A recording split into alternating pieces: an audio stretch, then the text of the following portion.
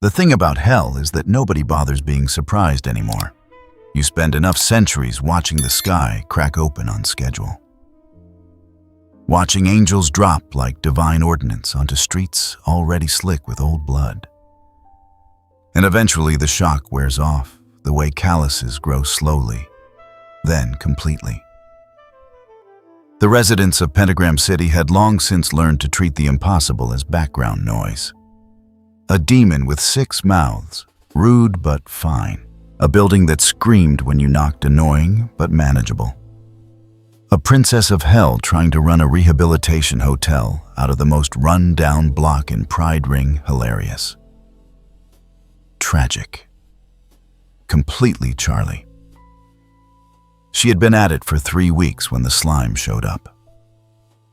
Not the usual kind of slime, the kind you scraped off the sidewalk after a particularly nasty brawl, or the kind Pentagram City's drainage system occasionally coughed up like a confession. This was a small translucent blob of deep blue that had materialized in the alley beside the Hazbin Hotel at approximately 2 in the morning, landed softly on a pile of discarded furniture, and then sat very still for about 45 seconds before reshaping itself into a person.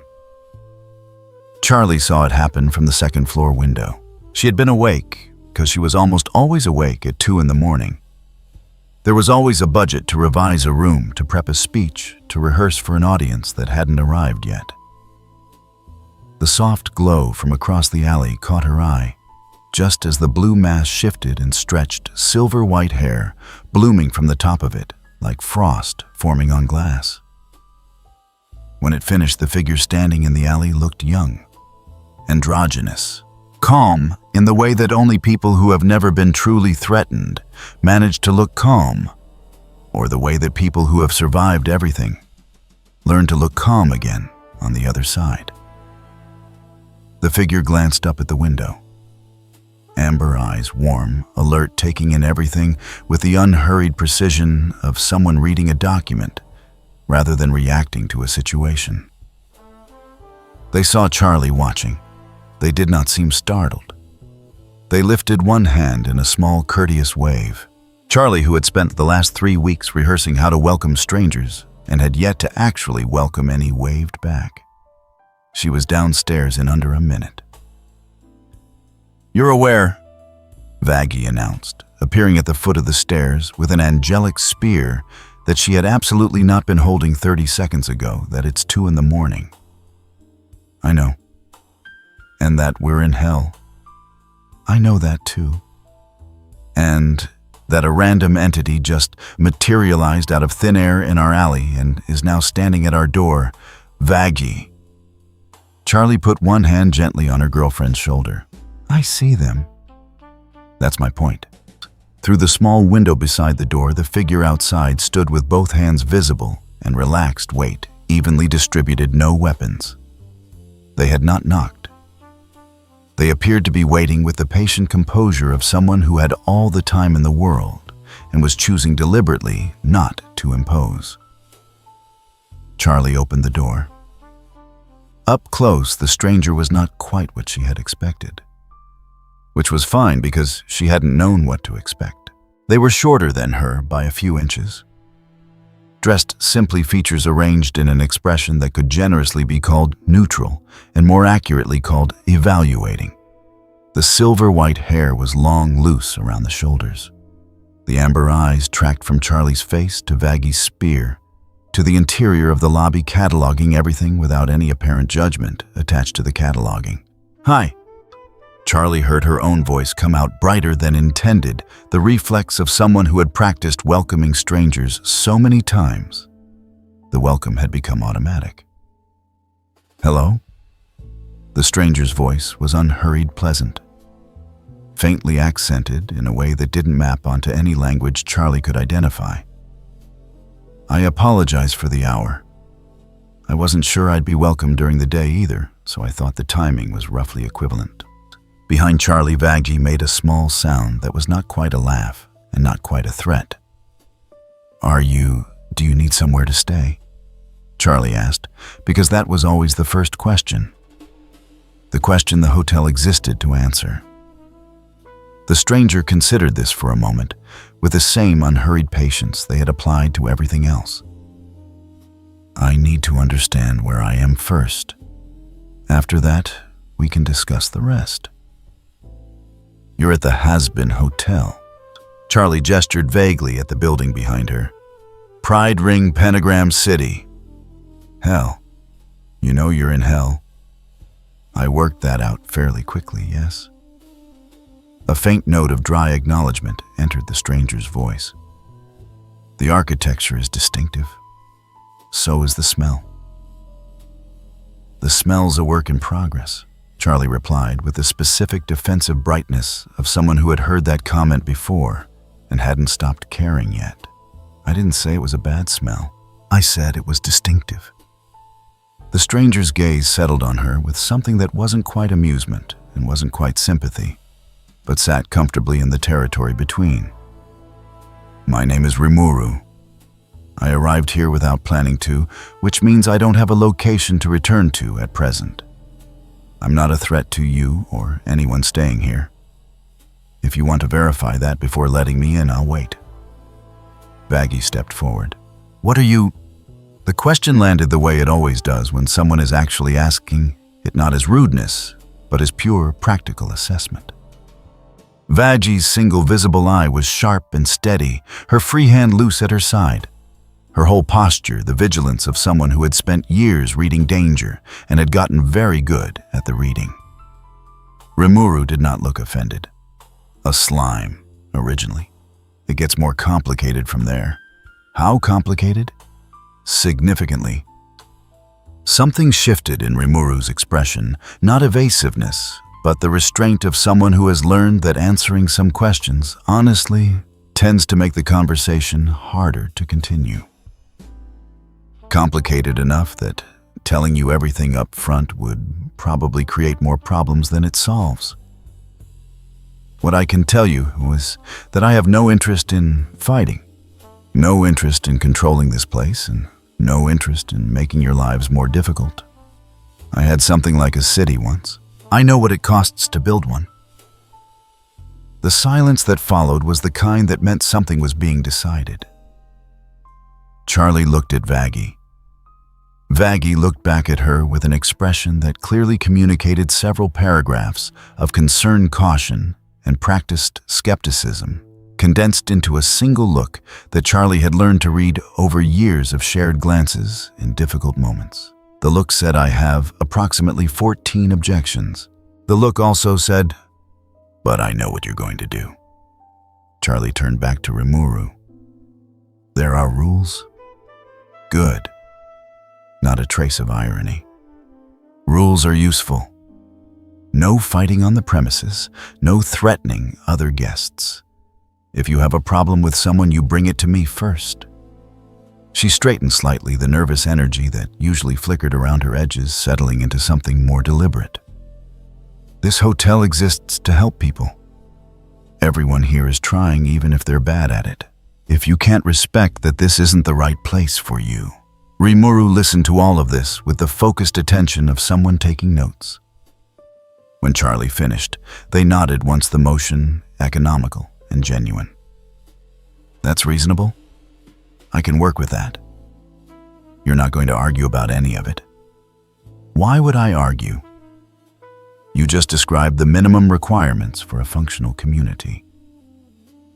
Rimuru tilted their heads slightly. I've spent a long time trying to get a group of people to agree on exactly that. The fact that you've already written it down saves us time. Vaggie muttered something under her breath that Charlie chose not to hear. Charlie stepped back from the door. Welcome to the Hazbin Hotel, she said. I'm Charlie.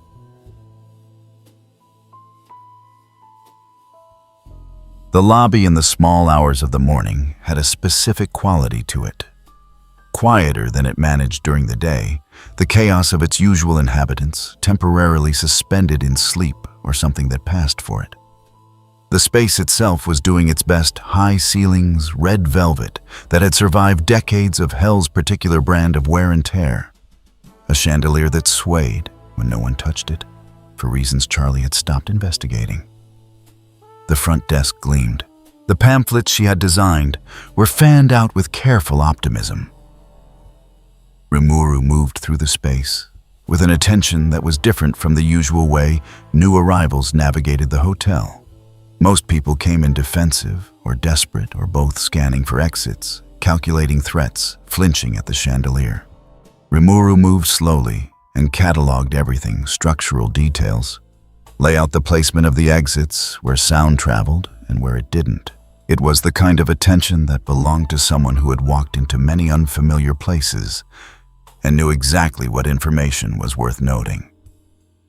Angel Dust, apparently awake at this hour for reasons that were probably not worth examining, emerged from the hallway with a glass of something unidentifiable and stopped when he saw the newcomer. Huh. New one. This is Remuru, Charlie offered. They just arrived. Angel Dust looked Rimuru up and down with a comprehensive, unsentimental assessment of someone who has been alive long enough or dead long enough that appearances stopped meaning anything except in the specific, narrow ways that mattered. Cute? What flavor of weird are you? The quiet kind, Rimuru answered. Those are always the interesting ones. Angel Dust raised his glass in something approximating a toast and wandered back down the hallway. Charlie watched him go, then turned back to Rimuru, who had watched the whole exchange with the mild interest of someone observing local customs. Sorry about him. He's fine. He was checking whether I'd react badly. I didn't. We're done. Charlie blinked. That's a very efficient way to read that situation. Is it wrong? No, she admitted. It's just usually people miss it. Rimuru said nothing to this, which Charlie was beginning to understand was its own kind of response. She set them up in room 7, which was technically one of the better maintained ones. Not because she was trying to make a good impression, but because it was the room that was actually ready. The lock worked. The window didn't rattle. The radiator had stopped producing the sound that during Charlie's first week she had spent 4 hours convinced was a trapped soul before discovering it was just a loose valve. There's breakfast in the morning. Charlie hovered at the door. No one's required to show up for anything, but the common areas are open. If you need anything, I'll let you know. Remuru stood in the middle of the small room, taking it in the same way they had taken in the lobby. Then, to Charlie's mild surprise, they added, "You didn't ask why I mentioned knowing what it costs to build a city." Charlie paused. "I didn't want to push." "You wanted to. You just decided it wasn't the right moment." "Is now the right moment?" Remuru considered the room for another beat. The lamp on the bedside table cast a warm circle of light. Outside the window, Pentagram City continued its nocturnal hum, distant music, distant shouting, the auditory texture of a place that never quite went fully quiet. "I ran a country," they said finally. "Small by some measures, significant by others. A place where people who had nowhere else to go could belong somewhere." A pause. "I know how difficult that is. I also know how easy it is to underestimate how much it costs." Charlie leaned against the doorframe. The brightness she usually carried like a banner softened for a moment into something more careful, more real. "Did it work?" "Yes." Rimuru's voice carried the weight of someone who has earned a simple answer through a very complicated road. "It worked." "Good." Charlie meant it in the way she meant most things, completely, without reservation, in full awareness that the world was designed to make such sincerity feel foolish. "Get some rest." She pulled the door closed. In the hallway, walking back toward the stairs, she passed Vaggie, who had been waiting with arms crossed and the expression of someone who had filed 14 objections and was prepared to revisit all of them. Well, Charlie thought about amber eyes that calculated distances and never seemed surprised. She thought about the phrase, "I know what it costs to build a city," spoken plainly in the small hours without performance or bid for sympathy. She thought about the fact that Rimuru had waited in the alley without knocking because they had not wanted to impose. "I think they're going to be useful," she decided. Vaggie's expression communicated the rest. "That's not the part I'm worried about." But she didn't voice it. She had learned over time that some of Charlie's instincts were worth following, even when they arrived without explanation. In the days that followed, Remuru did something that no one at the Hazbin hotel had managed to do with any real consistency. They made themselves useful without making it obvious they were doing it. It started small.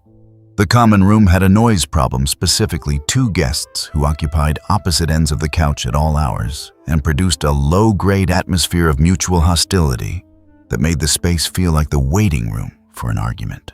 Rimuru sat between them one morning with a cup of whatever the hotel's kitchen managed to produce in lieu of coffee, asked each of them a single practical question about what they wanted from a given day. And somehow, the hostility rerouted into something that wasn't quite conversation, but was at least no longer a prelude to violence. Vaggie watched this from the kitchen doorway, and kept her thoughts to herself. The entrance also had a problem. 3 steps that led up from the street were crumbling in ways that Charlie kept noting in her mental list of things to fix and never quite reaching. Rimuru, on the second morning, spent 2 hours doing something with those steps that Charlie couldn't fully account for. By noon, they were solid. Whatever had been done to them didn't look like conventional repair. The edges had a faintly different quality, a density that suggested the material itself had been altered rather than simply patched. "How did you do that?" Charlie asked. "I can manipulate certain materials. It's useful for construction and repair. Don't worry about the specifics." "I'm not worried. I'm curious." "Those aren't the same thing," Rimuru agreed. "But I'd rather demonstrate what I can do than explain it. The explanation tends to take a long time and raises more questions than it answers." Charlie filed this under things to revisit and moved on because she had learned in 3 weeks of running the hotel that some information was better gathered over time than extracted all at once. By the end of the first week, Rimuru had also quietly established what they called, when Charlie asked, minimum viable order. This was not rules in the sense of a posted list, though. Charlie had posted lists. This was something more structural, a set of behaviors that made the space function applied with a consistency that wore down resistance the way water wears down stone. Not through force, but through reliable repetition. It turned out that most people, even people who had spent decades in hell, responded to the presence of someone who clearly knew what they were doing and expected the same from everyone else. Alastor watched all of this from a comfortable distance, a smile on his face that never quite reached his eyes, with the focused attention of a man who has identified something worth understanding. "Charming little addition to our household," he remarked to no one in particular one evening, as Remuru reorganized the supply closet with a focus that suggested genuine investment in the outcome. Remuru did not look up from the shelving. "I can hear you." "I know." Pleasantly, the way someone delivers a line they have rehearsed. "That was rather the point." "You're not what I expected." "What did you expect?" "Something louder. Something that announced itself more clearly." The radio static that usually accompanied Alastor's voice hummed just beneath his words, a frequency that tended to make most people's skin prickle. "Whatever you are, you carry it very quietly. Loud doesn't seem useful here. There's enough loud already." Alastor tilted his head. The smile widened by precisely the margin that meant something had been noted. "Indeed there is." He drifted away down the corridor cane, clicking softly against the floor. And Remuru watched him go with the same composed attention they applied to most things. Not quite indifferent, not quite concerned, running some internal calculation that it would have taken a very observant person to notice was happening at all. Be careful with that. One said, a voice inside Rimuru's head. Unhurried, precise. The voice of someone who does not raise alarms unless the alarm is worth raising. I know, Rimuru thought back. He's been cataloging your reactions since you arrived. He's trying to determine whether you can be leveraged. I said, I know CL. A beat of silence. Then, his spatial manipulation is interesting. Do you want me to begin cross-referencing later? Rimuru returned to the shelving, methodical and unbothered. Right now I want to finish this. Another silence. Smaller this time.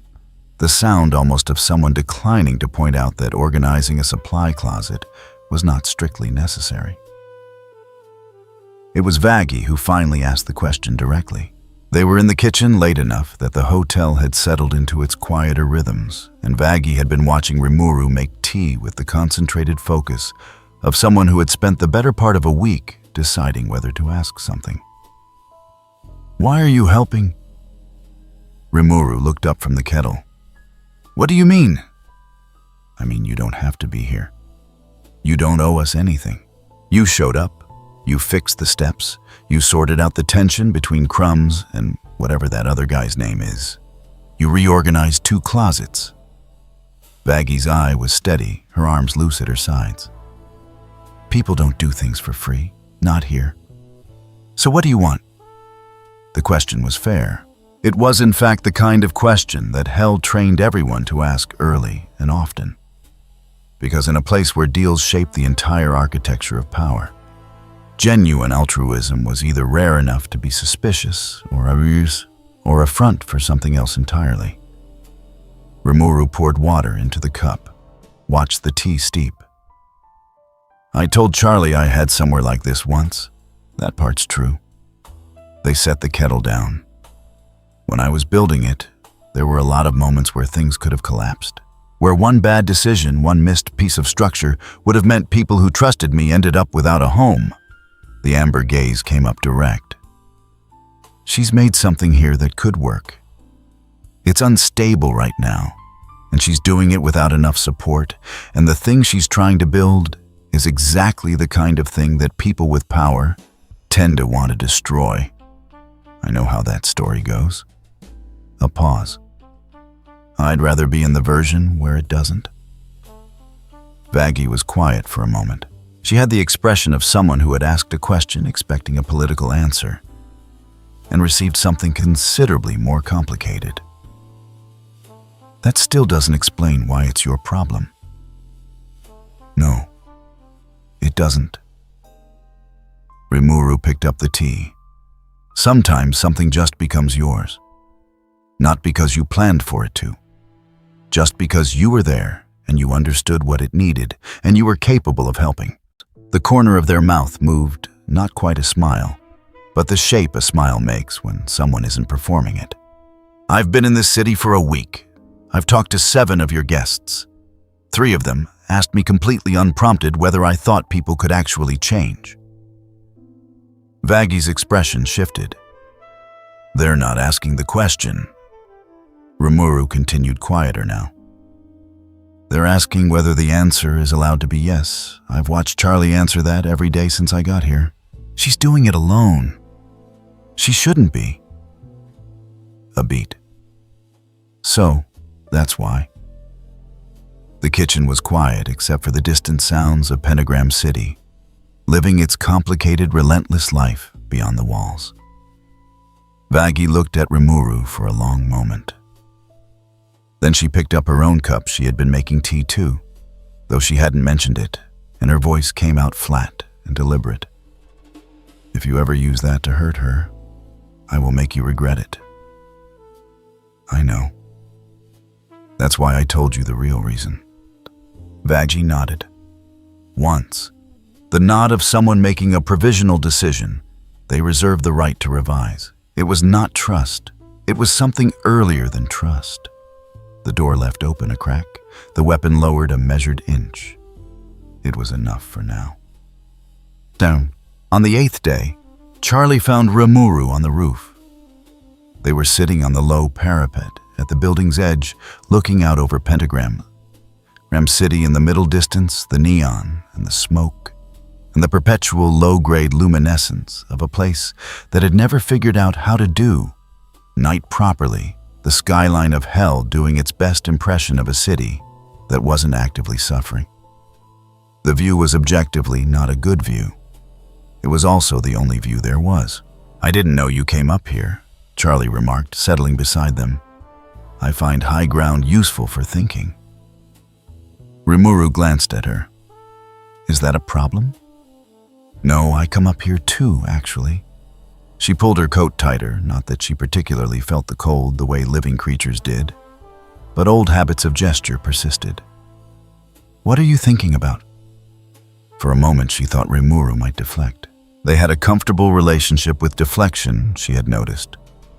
Not dishonest, never quite dishonest, but precise about what they chose to share and when.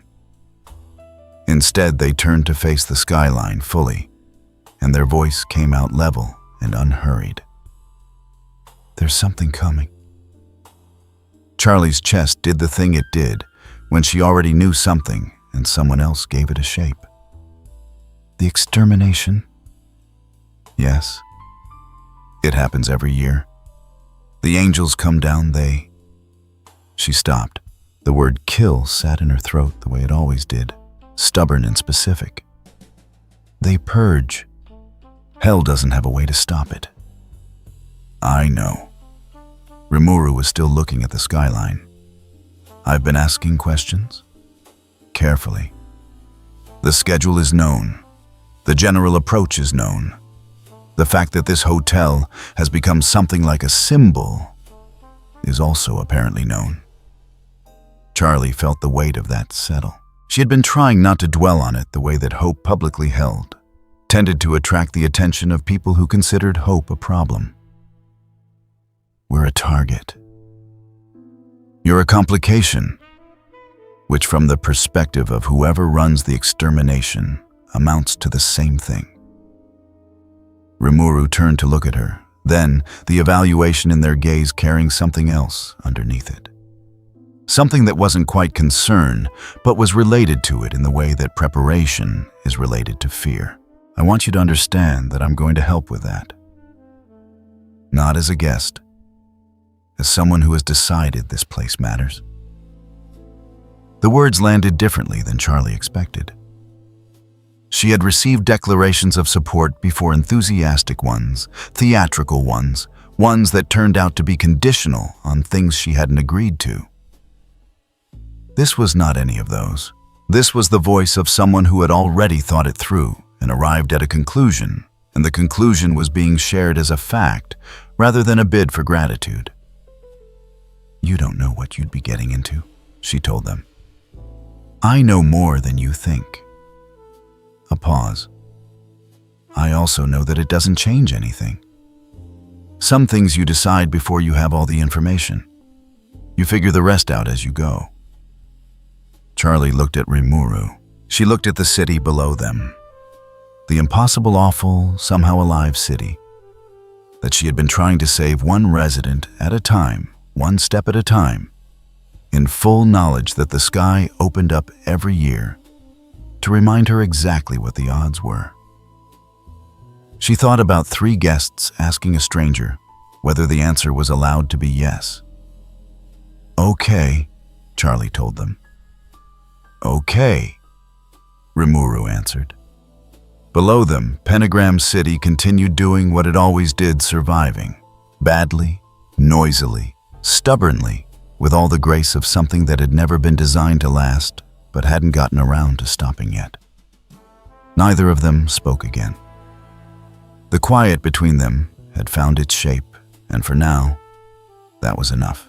The offices of the Exorcist Command sat above the cloud line where Pride Ring's permanent haze couldn't reach, in a place that smelled of cold stone and something older, the specific antiseptic quality of authority that has never once questioned itself. The furniture was white. The floors were white.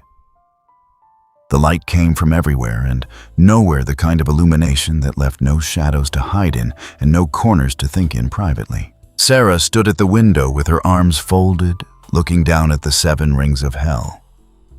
The way a building inspector looks at a structure with a known subsidence problem. Not with hatred, not with panic, just the flat professional awareness that something would need to be addressed before it became someone else's emergency. Lute placed the report on the table without being asked. She had the posture of someone who considered sitting a waste of load-bearing capacity. It's the same hotel. Lute kept her voice the way she kept everything efficient, stripped of decoration. Pride Ring, Northwest Quadrant. It's been drawing sinners in higher concentrations than any other fixed location outside the Overlord's territories. Last cycle, the count was 11. Current estimate puts it closer to 30 and climbing. Climbing. Sarah did not turn from the window. They have a new variable, arrived approximately 10 days ago. No prior record in our classification system, which is itself a flag. Everything in hell has a prior record. Lute's voice carried the tone of someone describing a structural defect. The hotel's stability metrics have improved measurably since its arrival. We're seeing less turnover. Sinners are staying. The silence stretched for exactly as long as Sarah chose to let it. Adam flagged Hazbin in his last field assessment. Sarah turned from the window finally. He used the word symbol. He used several words. Symbol was the printable one. The point stands. Sarah turned. Her eyes moved across the report without hurry, the way someone reads a document they have already largely written in their head. A concentration point with improved stability, drawing numbers operating under what appears to be organized leadership. That is not a rehabilitation project. That is the early infrastructure of something we would prefer not to allow to mature. The timing works in our favor. The cycle is coming. Lute's hand rested on the table, easy and ready. We redirect the opening push toward Pride Ring Northwest. Make an example of the concentration point. The rest of hell reads the message. They always read the message. Sarah turned back to the window. The question is whether this time the message has a response. Far below, through the haze and the smoke and the permanent lurid glow of a civilization that had never learned how to rest. Something small and bright burned in the Northwest Quadrant, a hotel doing its stubborn best against the arithmetic of hell. Document the variable. I want a full assessment before the cycle opens. Whatever that thing is, I want to know if it's a complication or a threat. There's a difference. There is. Complications can be managed. A pause dry as chalk. Threats require a different column in the report. Lute picked up the file. Understood. She left without further comment, because Lute operated on the efficient principle that once a directive had been issued, additional words were just noise in the system. Sarah stayed at the window a moment longer, watching the glow from the northwest. Then she turned back to her desk, where 37 other reports were waiting, and got back to work. Down in Pride Ring, the hotel was full in a way it had never been before, and Charlie was starting to feel it in her jaw. Not full in the sense of capacity, they had rooms available technically. Full in the sense of energy, of pressure, of the specific atmospheric weight that accumulated when too many people with too many unresolved problems occupied the same building for too many consecutive days. The common room had expanded its hours because guests had stopped observing the boundary between night and day. The kitchen had run out of the ingredients for the 3 things it reliably produced by Tuesday.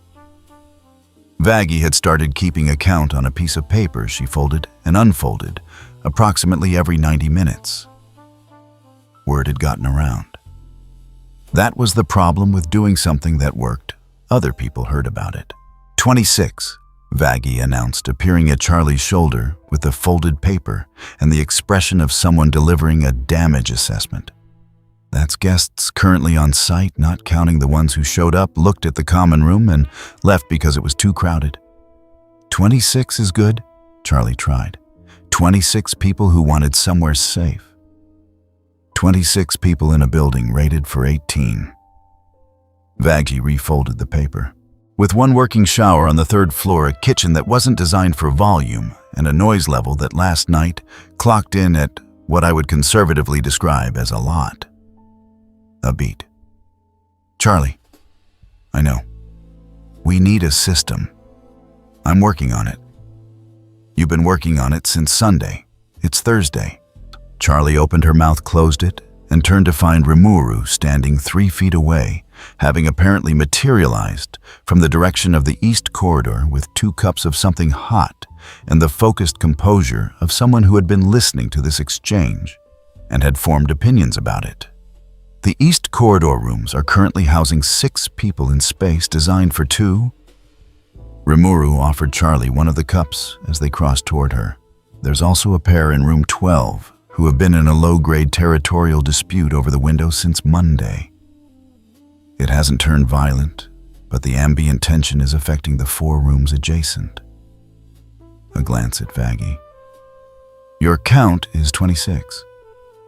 My count is 29. 3 of them aren't registered. Vaggie's eye narrowed. Where? Storage room on the 2nd floor. They came in through the side entrance 2 nights ago. They're not a threat, just people who didn't want to ask. Remuru held out the 2nd cup toward Vaggie, who took it after a pause that expressed an entire paragraph of reluctance. I'd suggest formalizing a triage process. Brief intake, 1 question: what do you need most right now? Shelter, quiet, or distance from something specific? Route them accordingly. It takes 10 minutes per person, and it prevents the buildup. Charlie stared at them. You've been thinking about this since when? Since the 8th person arrived. Rimuru set their cup down. I didn't mention it because you seem to be handling it in your own way, and I didn't want to step on that. But your own way appears to have hit a ceiling. That's... Charlie stopped. Started again. Okay, that's fair. I'll draft the intake questions if you want. You approve, adjust, discard, whatever works. This is your hotel. The last part landed without inflation, without agenda, just the straightforward acknowledgement of a fact that Rimuru appeared to consider genuinely relevant. I just know what it looks like when a structure starts bending under weight it wasn't built for. Vaggie looked at Rimuru over the rim of her cup. What does it look like? Like this. Rimuru glanced at the common room where the noise had already climbed back to its daytime pitch despite it being barely past 8 in the morning. Like everyone trying their best simultaneously in the same direction without a channel for it. A pause. It's fixable. The word landed the way it was meant to, not as a promise, not as performance, just as a practical statement about the nature of the problem. Charlie felt something in her chest unknot by approximately 1 degree. Okay, she told them. Draft the questions. Rimuru spent the morning doing exactly that. And also redistributing 3 guests from the east corridor to rooms that had better light, quietly informing the pair in room 12 that the window view was objectively identical from either side of the room, and installing what appeared to be a very faint boundary marker at the entrance to the storage room on the 2nd floor. Not a lock, not a wall, just a signal. Come in, but knock first. You are seen. You count. You've been busy, CL observed during a gap between tasks. There's a lot to do. I wasn't criticizing. A beat, the Heaven Observation Network, has tagged this building. The flag went up 4 days ago. Passive surveillance, not active. They're collecting data, not preparing to move yet. Remuru paused in the middle of relabeling a shelf in the supply room. How confident are you in that read 83%? The remaining 17 is margin, for a second network I haven't fully mapped. Another beat, brief and precise. We have time, but not indefinitely. Noted. Rimuru finished the label. Anything else a silence that carried a particular quality, the sound of something being decided and then decided against. Then, the princess stood very close to you this morning. She was looking at the intake form. She was also leaning. CL. Priorities, flat. Pointed at the same time. Remuru set down the marker, picked up the next label. You're doing the thing where you say one word and mean 6 sentences. I'm doing the thing where I flag variables that affect your decision-making. A fractional pause. She's an unknown in terms of how attached you're getting. I'm aware of how attached I'm getting. Good. And CL dropped it because that was the arrangement flag. Once trust the processing, don't repeat. The rest was Rimuru's call. Vaggie found Remuru in the afternoon, when the common room had hit its daily peak and everyone else was occupied managing the peak. She had the look she wore when she had been circling something for several hours and had finally decided to land. If they come, no preamble, no warm-up. And I mean specifically the exorcists, not a general philosophical. If they come, what do you actually do? Rimuru leaned against the wall. What do you think I do? That's not an answer. No, I know. They looked at the common room. The noise, the crowding, the 29 people doing their collective best to occupy a space that was holding them by effort and intention more than infrastructure. I keep the building. Anyone who comes into this building to kill people, I stop. Not negotiate, stop. Whatever that requires. Vaggie was quiet for a moment. You say that like it's simple. It isn't. But the decision is. Rimuru's gaze came back to her. You've seen things come through here that scared you. I can tell. You carry it differently from someone who's only imagined danger. A beat, not unkind. I'm not going to tell you what I can do, because that conversation always creates more problems than it resolves. What I can tell you is that I've stopped things larger than an extermination force before. I didn't enjoy it. I'd rather not repeat it. But if it comes to that, I won't hesitate. The common room noise filled the space where a response might have gone. Vaggie studied Remuru the way she studied most things thoroughly, with the patience of someone who has learned that the first look is rarely the complete picture. What she was seeing apparently was either satisfactory or at least not alarming, because after a moment she offered it flat. Charlie trusts you. I know. That means I'm paying attention to you every day. Any sign that it's misplaced. I know that too. No irritation in it, no reassurance, just the acknowledgement of a fact already incorporated. That's the right call. Don't stop. Vaggie held their gaze for another beat. Then she nodded the same provisional nod as before, no more and no less than she had given the last time, the nod of someone who keeps their accounting current and does not issue credit they haven't earned. She went back to managing the afternoon peak. Rimuru pushed off the wall and followed because there was still a lot to do and the structure was still bending, and the intake form wasn't going to implement itself. Alastor appeared at dusk, which was when Alastor preferred to appear, the hour when the light in Pentagram City went from its usual aggressively lurid register to something almost theatrical, the skyline doing its nightly impression of a stage set that had not yet decided what the show was going to be. He found Rimuru in the courtyard at the back of the hotel, where someone had dragged a collection of salvaged chairs into an arrangement that was either an accident or a genuine attempt at a seating area. Rimuru was sitting in one of them, apparently doing nothing, which Alastor recognized as a state that very few people actually achieved, and which therefore told him several things at once. A productive day. He took the chair across without waiting to be invited, because Alastor operated on the reasonable principle that a chair left unoccupied was an open invitation. The cane rested across his knees. The smile was in place, warm and precise as a scalpel. "You've been busy. The hotel feels different, more organized." It needed organizing. "Indeed." Charlie is wonderfully intentioned, but structurally chaotic.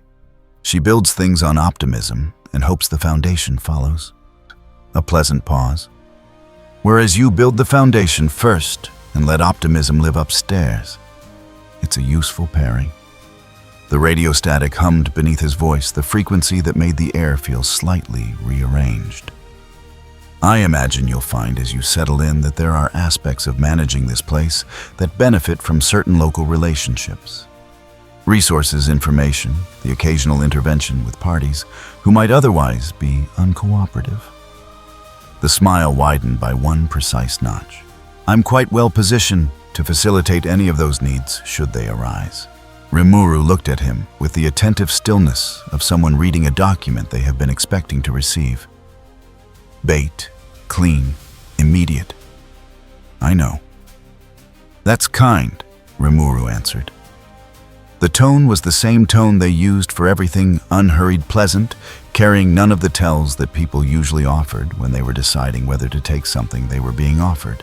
"I'll keep it in mind." Alastor's smile did not change, which was itself a response. "Of course." He rose with the fluid ease of someone who treated departures as entrances in reverse, straightening his cuffs, adjusting the cane.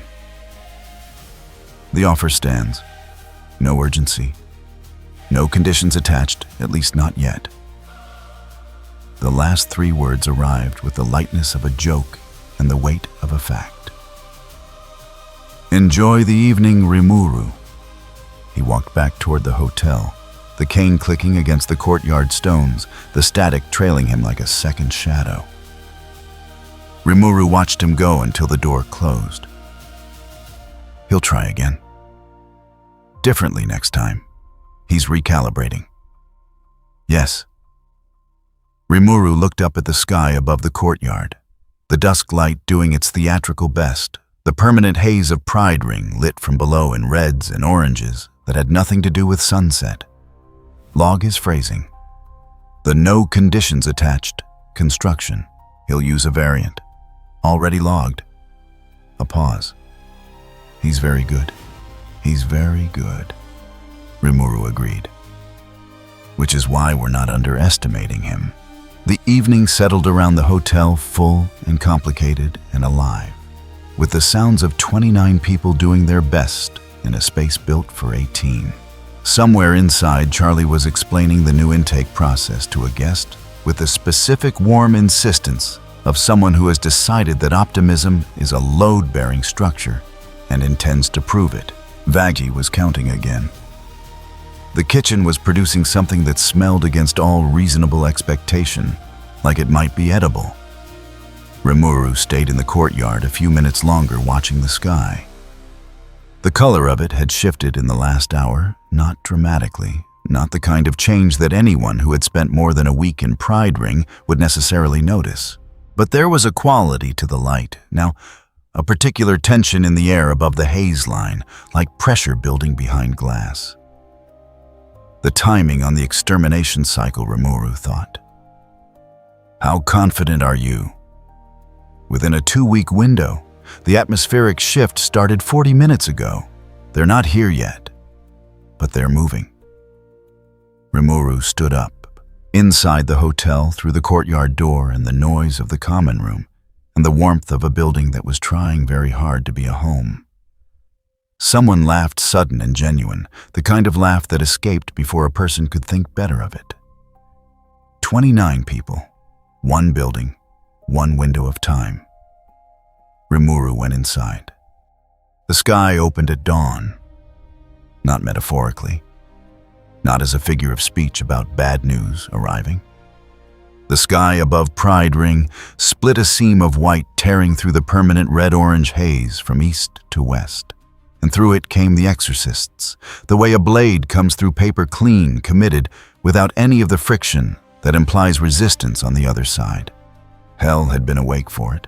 Hell was always awake for it. That was the specific cruelty of the extermination. It wasn't a surprise. You could mark your calendar. You could count the days. You could lie awake the night before knowing exactly what the morning held, and still when the sky opened, the fear hit like it was the first time. In the streets of Pride Ring, the running started before the first wing cleared the tear. Charlie watched from the second-floor window with both hands pressed flat against the glass, and the thing she felt wasn't fear exactly. It was the sensation of something she'd known intellectually, becoming real in her body for the first time. She had grown up knowing about the extermination the way you grow up knowing about weather. It happened. It had always happened. She had believed with the sincere and effortful optimism of someone who had built a hotel on that belief that she could change it. Watching the white formations sweep low over the rooftops of Northwest Pride Ring, she understood not for the first time, but more completely than before, what she was actually up against. "Southeast quadrant's already hot," Vaggie reported, coming up beside her with the clipped focus of someone who had switched off everything except the operational layer. "They're running a pincer, 2 wings converging north." Her single eye tracked the formations. "They'll hit our block in under 20 minutes. The people outside are moving, most of them." Vaggie's jaw tightened. Most. Below the street had become a current, bodies flowing in the direction of least resistance, which happened to be north, which happened to be toward the Hazbin hotel. Because somewhere in the last 2 weeks, the word had circulated that the hotel was safe, and now every frightened sinner in 3 blocks was about to test that proposition at once. "Open the doors." Already open. Rimuru's voice came from the corridor behind them. They had been moving through the upper floor checking rooms, doing some kind of rapid inventory that Charlie hadn't fully tracked. "Ground floor is clear. I've rerouted the east corridor to overflow capacity. Anyone who comes in, get them past the lobby threshold and keep moving. Don't let the entrance clog." "How many can we take?" "More than we have now." Remuru moved to the window beside Charlie, and for one moment they stood shoulder to shoulder looking at the same street. The amber eyes swept the scene with the same methodical attention they applied to supply closets and intake forms, reading it as a system, identifying the points of failure, calculating load. "The bottleneck is the front steps. I'm going to adjust that." "Adjust how?" But Rimuru was already moving toward the stairs, and Charlie had learned enough in 2 weeks to follow rather than finish the question. On the street, it sounded like weather. That was the thing no one told you about the extermination. If you hadn't lived through one, it sounded like a storm moving in. The wings overhead displaced air in a rhythm that wasn't quite wind, the angelic weapons catching what little light filtered through the haze and scattering it in cold flashes. The screaming was part of it, woven into the ambient noise, the way thunder was woven into rain, expected enough that your brain almost filed it as background. Almost. Remuru reached the front of the hotel as the first wave of runners hit the steps. The entrance had been a 2-person wide bottleneck. What it needed to be was a channel. What Rimuru did to the space between the doorposts was not something Charlie, watching from just inside the lobby, could have explained cleanly. The air shifted in the way air shifts when pressure changes. And suddenly the entrance felt wider without being wider. The flow of bodies through it moving with less friction, less collision. The human current finding its path the way water finds a gradient. 53 incoming CL noted. 12 won't make the threshold in time at current dispersal speed. Rimuru stepped to the right side of the entrance and put one hand briefly against the exterior wall. The 3 steps up from the street, already repaired solid, now generated a faint warmth underfoot that pushed against the instinct to slow down, to hesitate. It nudged people forward. Small. Nearly invisible. Enough. Recalculate. 8. 8 was not 0. Rimuru noted it and kept moving because the door needed managing, and the lobby needed managing, and 8 was a number that couldn't be fixed from here. Inside, Vaggie had taken the lobby with the focused efficiency of someone running a triage line directing bodies left and right with short instructions that people obeyed because her voice left no room for options. Charlie moved through the space behind her, catching people who stumbled, talking in the warm, urgent tone she used when she needed someone to keep moving without panicking. Not reassurance exactly, more like a hand on the shoulder of the world, steadying. The noise was immense, and beneath it from outside the sounds of the extermination doing what it did. A man came through the door with a wound on his arm that glowed faintly at the edges. The specific cold phosphorescence of angelic steel. A light that had nothing warm in it. He was still moving, still functional, and Vaggie pulled him sideways into the east corridor without breaking stride. "Sit down," she told him. "Don't touch it. Don't let anyone touch it." He sat. His arm kept glowing. That was the thing about angelic steel, it didn't just cut, it marked. And what it marked it, unmade, given enough time. Outside 30 feet from the hotel entrance, a woman in a red coat who had been running toward the steps didn't make it. One of the exorcists came low and fast over the roof line, and the blade came down, and the red coat crumpled, and then wasn't there. Not gone in the way that things disappear when they fall. Gone in the way that a candle goes. Out a presence, and then the absence of a presence, and the air where she had been already filling in like it had never been interrupted. No body, no echo. Just the space where someone had been running towards safety, 20 feet short. Charlie saw it from the doorway.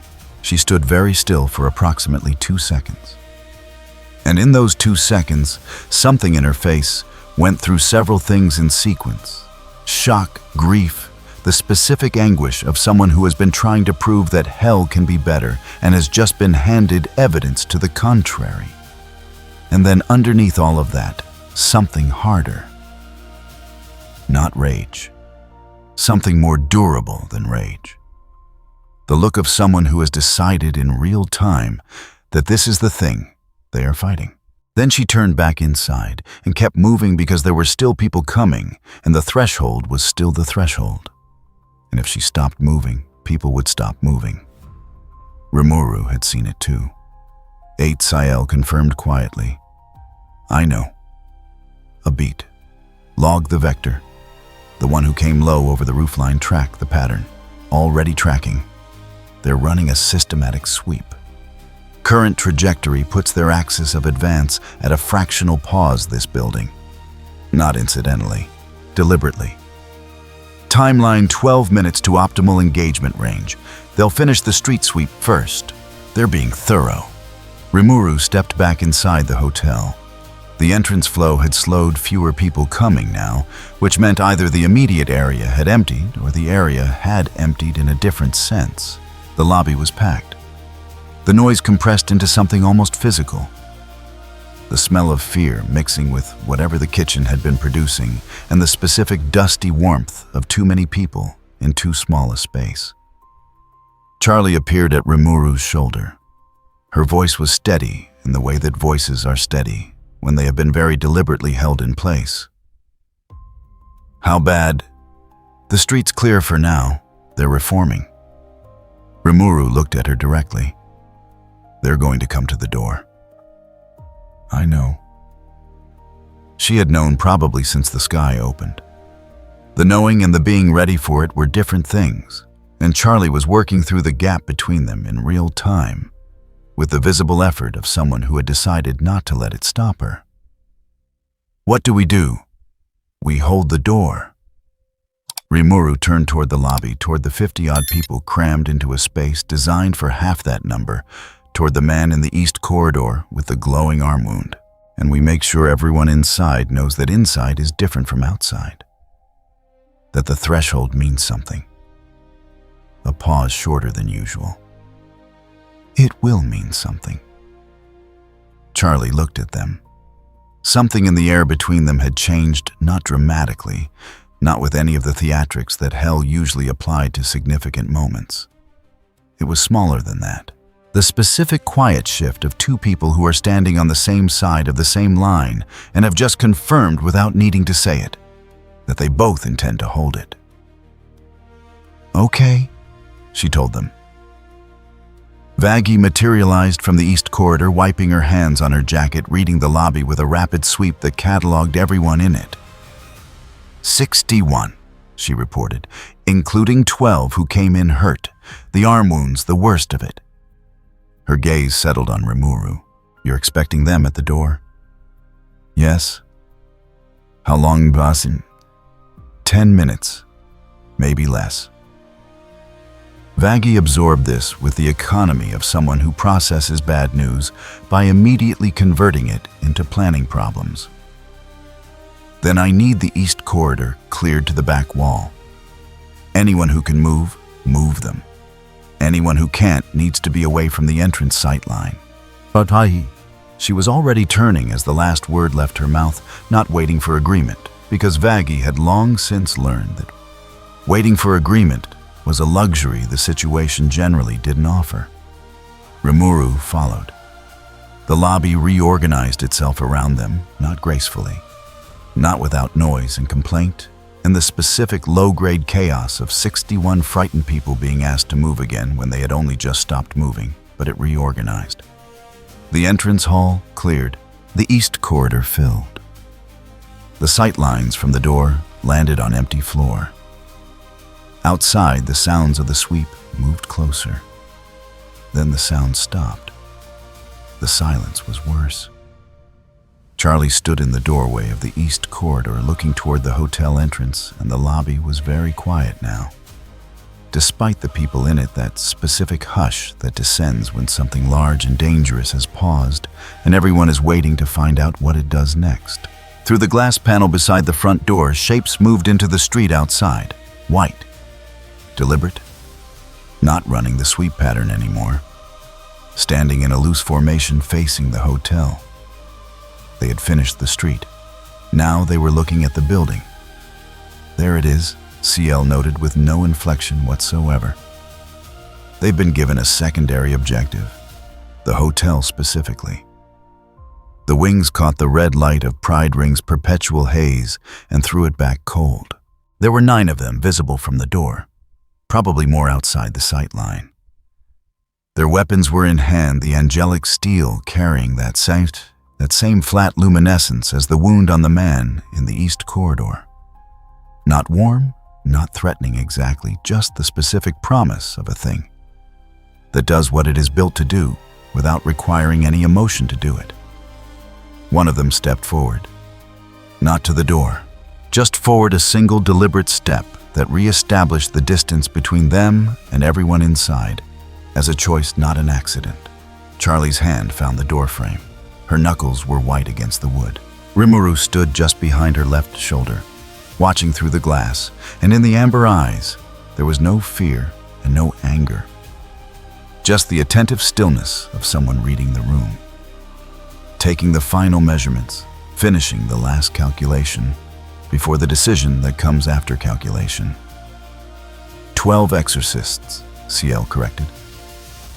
3 outside your current view angle. The one who stepped forward, that's a squad lead. Rimuru stayed quiet. "When you're ready," CL added. And that was all. Outside, the squad lead looked at the hotel. The hotel looked back. Nothing moved. Not yet. The squad lead hadn't moved.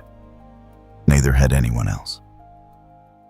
The 12 exorcists held their formation in the street outside Hazbin's entrance with the mechanical patience of things that don't need to hurry, because they have never in the history of their existence encountered a door that didn't eventually open. Their weapons caught the haze light and threw it back flat. The air between them and the hotel entrance had taken on a quality that wasn't quite silence.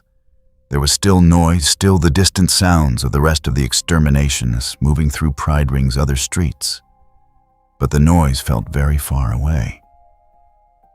What was close was the formation and the weapons and the 12 pairs of eyes looking at the building.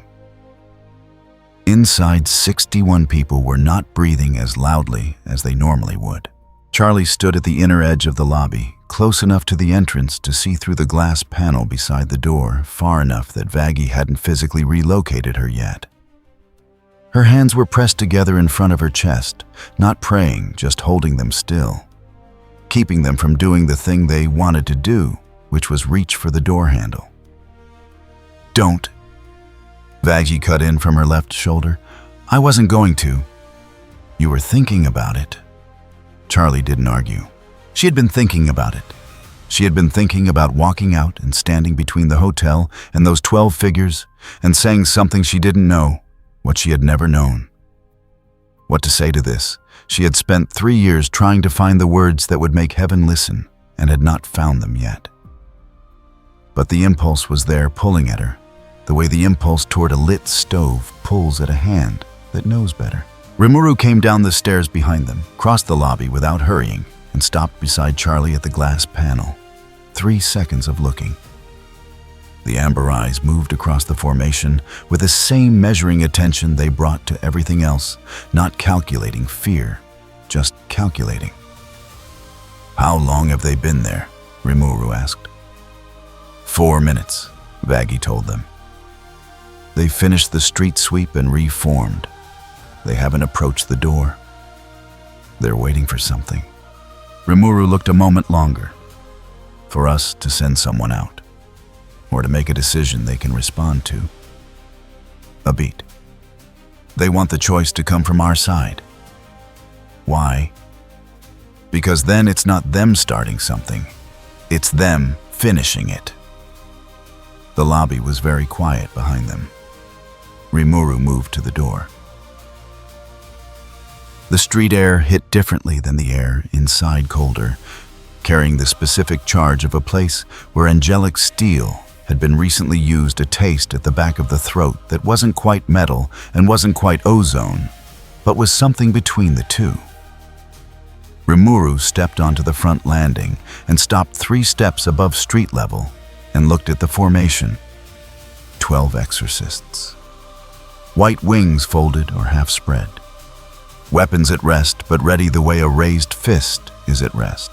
The squad lead in front, taller than the others by a margin stance, carrying the weight of someone who has done this many times and found it straightforward every time. Rimuru did not raise their voice. The distance was 30 feet. It didn't require raising. "Walk away from this building." That was all. No qualifications, no explanation, no attempt to negotiate the terms of a withdrawal or establish the moral basis for the request. Just the instruction delivered at normal volume in the tone used for stating facts about the weather. The squad lead looked at Rimuru the way you look at something that has appeared in an unexpected location, not threatened, not impressed, just recalibrating. Then the recalibration completed, and the conclusion it reached was visible in the way the squad lead's weight shifted very slightly, very deliberately forward. "Hell doesn't get to issue orders." The voice was flat and certain in the way that institutional certainty sounds. Not personal conviction, just the confidence of something that has never been told no in a language it understood. "I'm not from hell," Rimuru replied. A pause. The formation processed this. It didn't change the conclusion. "Then you're in the wrong place." "No." Rimuru stayed where they were, 3 steps up, hands at their sides. "You are." Nothing moved for a count of 3. Then the squad lead turned, not retreating, not hesitating, and pointed at the figure closest to the hotel's left exterior wall. A runner, a sinner who had gotten turned around in the street sweep and was pressed against the building's side trying to make himself part of the architecture. He had been there for approximately 4 minutes. He had been hoping with the focused and completely unfounded hope of someone in a very bad position that not moving would make him invisible. It hadn't. The blade came down fast and clean, and the sinner against the wall was there, and then wasn't there in the same way. The woman in the red coat hadn't been there in the same way that angelic steel unmade, rather than killed. Not a body, not a wound, just the abrupt and total subtraction of a life from the ledger of existing things. The wall where he had pressed himself was bare. There was no mark. The squad lead looked back at Rimuru. The message was very clear. This is what we do. This is the authority we operate under. And we will continue doing it for as long as we choose, because there is nothing here that can make us stop. Inside the hotel through the glass panel, Charlie made a sound that wasn't quite a word. Vaggie caught her arm. Remuru stood on the landing and looked at the space against the wall where a person had been 30 seconds ago, and something in the quality of their attention changed. Not loudly. The way temperature changes, not in a single moment, but crossing a threshold that you can only identify after you've already crossed it. The amber eyes came back to the squad lead, and what was in them now was not anger, not grief, not any of the reactive states that the squad lead had encountered before when making this kind of demonstration. It was the absence of uncertainty. Confirmed. Ciel's voice carried no inflection, deliberate provocation, no ambiguity in the intent. Rimuru stayed where they were. Took one step down, then another, then the third until they were at street level, standing on the same plane as the formation. That, quiet enough that the squad lead needed a half second to register words had been spoken, was the wrong choice. The air moved. Not dramatically. Not with the visual language of power that Hell had developed over centuries of dealing with things that wanted to look powerful. It was more fundamental than that. A shift in the pressure of the space itself, like a room that has been sealed. The formation felt it before they saw it. The squad lead's next step forward landed wrong, the foot meeting resistance where the street should have been empty. Another exorcist on the left flank raised their weapon and found the motion arrested, mid-arc, not blocked, not grabbed, just stopped the way a sentence stops when it reaches a period. The barrier wasn't visible. It wasn't a wall, wasn't a light, wasn't any of the things that Hell's architecture usually used to delineate space. It was simply a fact about the air between the formation and the hotel entrance, a fact that said this far, with the same inflection that gravity states its own conditions. The squad lead pushed against it. The barrier did not respond. It did not flex, did not strain, did not announce itself as something that could be overcome with sufficient force. It simply was the way bedrock is not threatening, not hostile, just there with a density that made the word obstacle seem insufficient. 3 exorcists tried their wings. The air above the barrier had the same quality as the air at its base. The formation was contained, not trapped, not harmed, just locked outside a line that hadn't existed 4 seconds ago and now appeared to be permanent.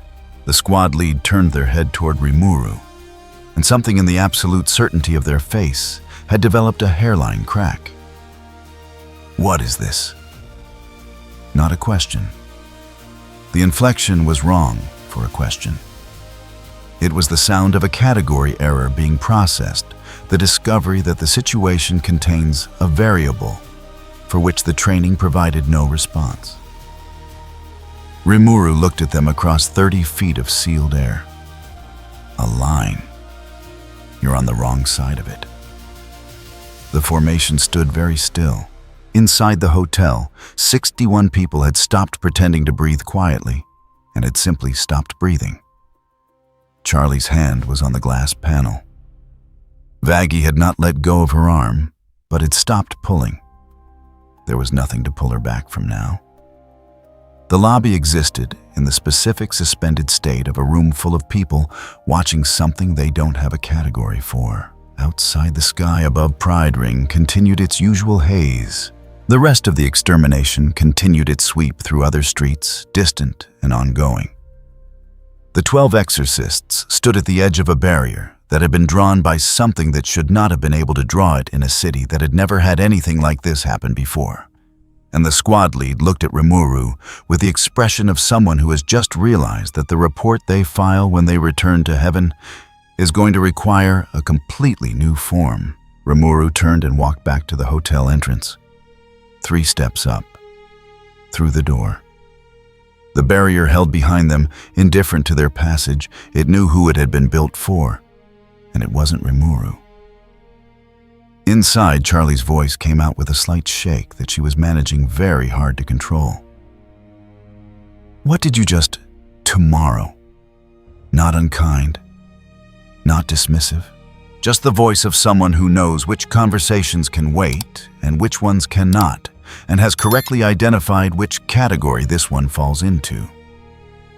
Right now, the people in the East Corridor need water, and the man with the arm wound needs someone to check whether the steel's still active. A glance at Vaggie. Can you do that? Vaggie looked at them for one long beat. Then, yes. She moved. People moved with her because Vaggie in motion created a current that things naturally followed. Charlie stayed where she was looking at Remuru. You're not done. Not a question. No, Rimuru agreed.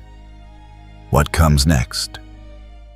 Rimuru looked at the door, the glass panel, the street beyond it, the 12 figures standing at the edge of a line they couldn't cross.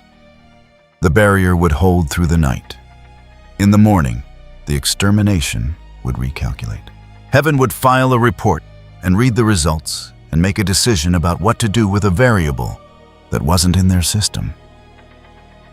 And then they would send someone who outranked the squad lead. The barrier buys time.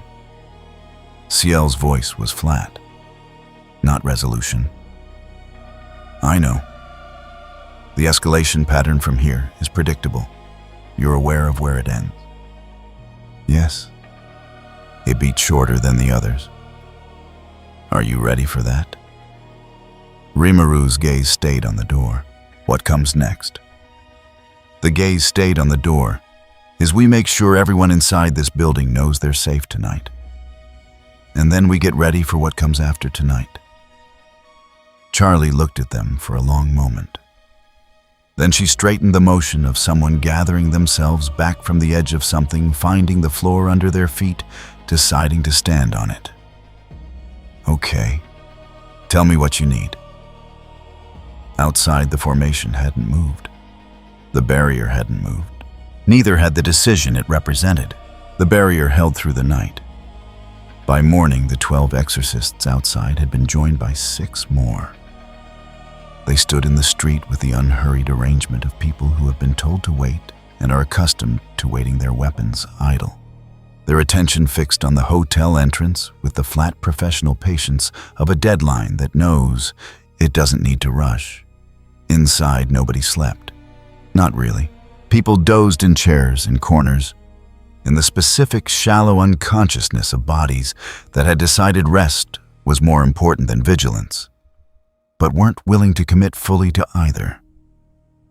The East Corridor had the particular compressed stillness of 60-some people sharing air in a space designed for 12.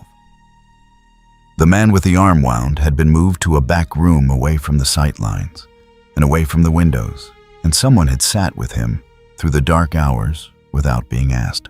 Charlie sat at the top of the stairs with her knees pulled to her chest and her eyes on the lobby below. Not sleeping? Not quite thinking, occupying the state between the two that people fall into when they've run out of productive things to do and haven't yet accepted that there's nothing left to do. Remuru came and sat beside her at some point in the small hours. Neither of them spoke for a while. It's going to happen today. Not a question. Yes. And you're going to stop it. A beat. I'm going to end it. There's a difference.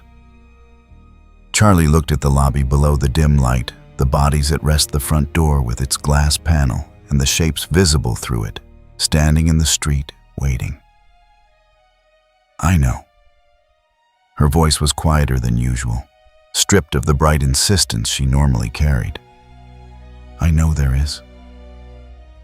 They sat in the dark a little longer. I built something once, almost to themselves. A city. And there were people who wanted to destroy it, not because of what it had done, but because of what it meant. Because if it worked, it proved something they didn't want proved. A pause. I stopped them. The way I'm going to stop this. Another pause, shorter. I didn't enjoy it. I want you to know that. Charlie turned to look at them. In the low light, Rimuru's face was hard to read, not closed off, just still the way very deep water is still. Why are you telling me? Because you're going to watch it happen. And I'd rather you know who I am before you do. The lobby was quiet below them. Outside, the exorcists waited. Charlie took a breath and let it out slowly. Okay. For the third time in as many days. It had started to feel less like agreement and more like a decision she was making with her whole body. Rimuru stood, looked down at her once, then walked down the stairs. Tut, dawn came, the way it always came in Pride Ring. Not with light exactly, more with a shift in the quality of the dark, the permanent haze brightening from deep red to something closer to orange. The 18 exorcists in the street had been there for 8 hours. They were not tired. They were not impatient. They were simply present the way a fact is present, and they intended to remain present until the hotel had been dealt with. And they could move on to the next item on the agenda. The front door opened. Remuru stepped out onto the landing alone. No one inside followed. Charlie stood at the glass panel, one hand flat against the frame, watching. Vaggie stood behind her left shoulder, spear in hand, jaw set. 61 people in the east corridor were very quiet. The exorcists shifted a small collective adjustment, the kind that happens when something has changed, and the formation is recalibrating. The squad lead from the night before was still there, still at the front. Beside them, a new figure taller stance, carrying a different weight, the weight of someone who outranked the squad lead by enough that the squad lead had stopped occupying the center of the street. Loot. Sent down to assess, to solve. She looked at Remuru with the flat evaluation of someone running a rapid classification threat category capability estimate. Recommended response. The classification completed in approximately 2 seconds. Step aside. Loot's voice had the quality of someone reading from a document they wrote themselves. This building is a designated target. Anyone inside who walks out and surrenders will be processed according to standard protocol. Anyone who remains, no. One word. Rimuru didn't raise their voice. The word landed the way a door locks, not loudly, just finally. Loot's eyes narrowed by 1 degree. You don't have the authority. I already drew a line. Remuru looked at the formation, 18 figures, weapons, wings, half spread in the morning haze. You crossed it. I told you what would happen if you did. You told a squad lead. I'm telling you now on behalf of... I heard you. My answer is the same. The silence after that had a texture to it. Not empty full the way a room before a storm goes full. Loot held Rimuru's gaze for another beat, and in that beat, she was doing the same calculation she had done before, but faster and arriving at a different result. She raised one hand. The formation moved. Scope locked. CL's voice was very quiet. Collateral boundary set. 18 targets. Nothing inside, nothing adjacent. Confirmed. Rimuru.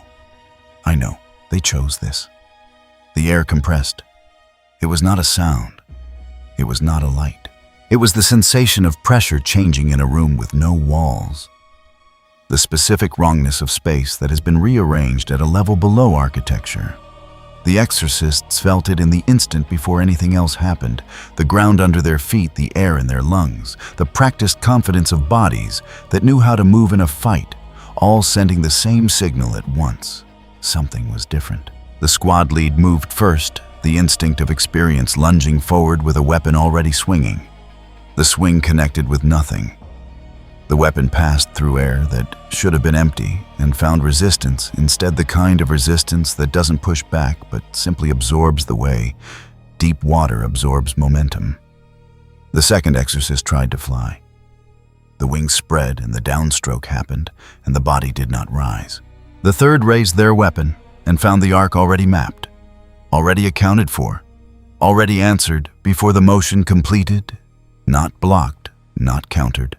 Just rendered irrelevant, the way a chess move is irrelevant when the board has already been solved 3 turns ahead. Megiddo. Rimuru spoke it like a name, like a verdict that had been written before the trial, and was only now being read aloud. What followed was not a battle. A battle requires 2 sides, with genuine uncertainty about the outcome, and there was no uncertainty here. Remuru had removed it the same way you remove a variable from an equation, cleanly, completely leaving only the result. The containment snapped tight across all 18 at once. The weapons went still. The wings went still. The formation that had stood with such patient institutional confidence buckled from the inside, not from any blow, but from the sudden comprehensive fact that the rules of the space had changed and nothing in their training had prepared them for a space that could change its rules. In the space of 15 seconds, the street outside the Hazbin Hotel went from a military formation to wreckage. Not wreckage of bodies, wreckage of certainty. Exorcists on the ground, not dead but grounded, their wings locked, their weapons inert. The angelic light in their steel gone flat like a bulb that is blown. 3 had made it to the edge of Rimuru's boundary before it caught them. 2 had tried to transmit a signal. Heaven's command frequency calling for backup, and found the signal absorbed into the same comprehensive rearrangement of the local air. Lute was on one knee, the only one of the 18 still upright by choice. Her weapon was as inert as the others. Her face had the expression of someone who has just revised an assumption so fundamental that the revision requires recategorizing everything built on top of it. She looked up at Rimuru. Rimuru looked back. This is what it means. Level without heat. When I draw a line, go back to heaven. Tell them what you saw. Tell them that the next time they send someone to this building, the answer will be the same. Lute held their gaze for a long moment. Then she stood carefully, with the controlled movement of someone who has decided that dignity is the only thing left available, and stayed silent. She looked at the building, at the glass panel and the figure behind it, with her hand on the frame. At the line in the air that was still there, invisible, unmistakable. Then she turned and walked. The others followed or were helped to follow by the ones less affected. The formation dissolving into retreat, with the specific grim quiet of people who have encountered something that outranked their protocols and are now going back to find a protocol that applies. In 30 seconds, the street was empty.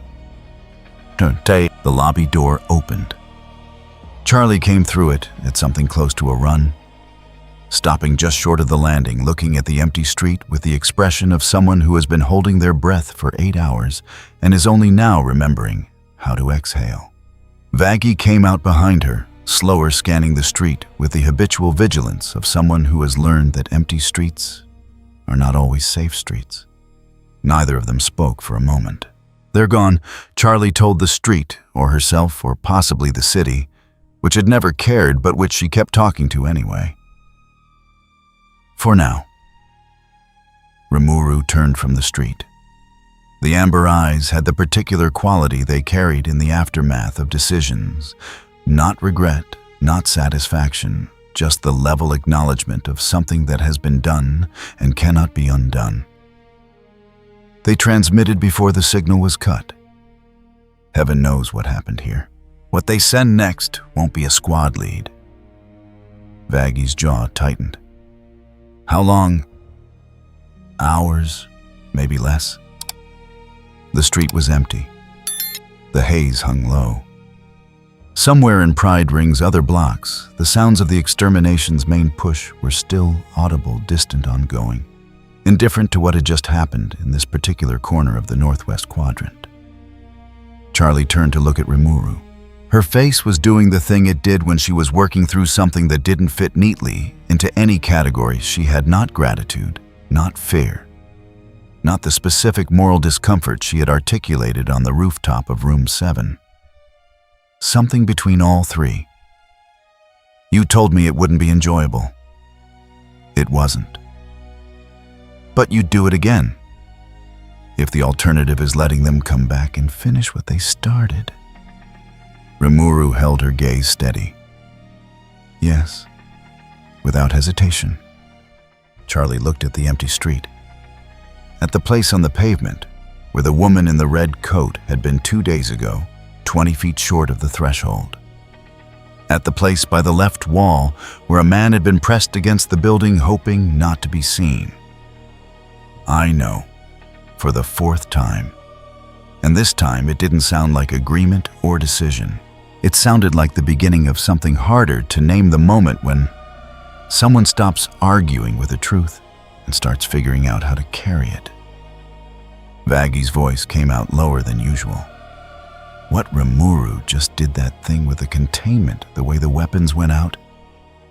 She stopped, started again. I've been a soldier. I've seen what force looks like when it's being applied. A beat. That wasn't force. That was something else. Yes, Rimuru agreed. Should I be afraid of you? The question was honest. Not aggressive honest, the way Vaggie asked everything, stripping out the softening language and going straight to the actual inquiry. Rimuru thought about it for a moment that was neither too long nor too short. No. But you should be aware of me. There's a difference. Vaggie absorbed this. Nodded once, not the provisional nod, something smaller. Something that suggested the accounting was being updated in real time. Okay. Inside the hotel, the east corridor was filling with the sounds of 61 people, realizing the immediate crisis had passed and beginning cautiously to move. Someone was crying. Someone else was making the particular sound that people make when they've been silent for a long time and are remembering how to speak. The kitchen was going to be a disaster. The common room was going to be worse. Charlie straightened her shoulders and turned toward the door. She stopped. From somewhere above, not directly overhead but high. The altitude of something descending with intent rather than falling, a sound reached the street. Not a crash, not a roar. More the acoustic signature of a very large amount of light being converted into movement. A sharp crack of displaced air, a frequency that resonated less in the ears than in the chest, and a single bar of something that sounded unmistakably like a power chord played on an instrument that was not remotely designed to be subtle. A column of light hit the intersection at the end of the block. Then a silhouette stepped out of it. Tall, unhurried, carrying something across one shoulder that was somewhere between an axe and a guitar and was very clearly Bothan. Looked down the street at the hotel with the lazy confidence of someone arriving at a situation they have already decided they're going to win. Adam tilted his head. Even from half a block away, the grin was visible. So, his voice carried the specific broadcast quality of someone who has never needed a microphone and has never stopped sounding like they're using one. Which one of you broke my squad? Adam did not do quiet entrances. The column of light that hit the intersection had been visible from 3 blocks away. The kind of illumination that didn't ask permission, that simply arrived and rearranged the visual hierarchy of everything around it so that nothing else was worth looking at. The crack of displaced air followed half a second later, rolling through Pride Ring's northwest quarter like a sound that had been waiting its whole life for an occasion this large. He walked out of it slowly. That was deliberate? Adam understood staging the way some people understand breathing, instinctively, constantly, without ever having to think about it. You don't walk fast out of a column of holy light. You let the light do the work. You let the people at the end of the street see the silhouette first, then the weapon, then the face. You let them understand in sequence exactly what has arrived and exactly what it intends to do. The guitar axe rested across one shoulder. The grin arrived before the words did. Okay. Adam surveyed the empty street, the grounded exorcists who'd been helped to the edge of the block, loot standing to one side, with an expression that was professionally neutral and personally furious. Who do I have to talk to about the property damage to my people? Nobody answered. The hotel entrance was 30 feet away. The barrier Rimuru had drawn the night before was still there, invisible and unmistakable. The air above the street, holding a quality that Adam was now close enough to feel against his skin, a resistance that wasn't wind, a pressure that didn't belong to anything in his experience of hell. He turned his head. Remuru was standing on the landing.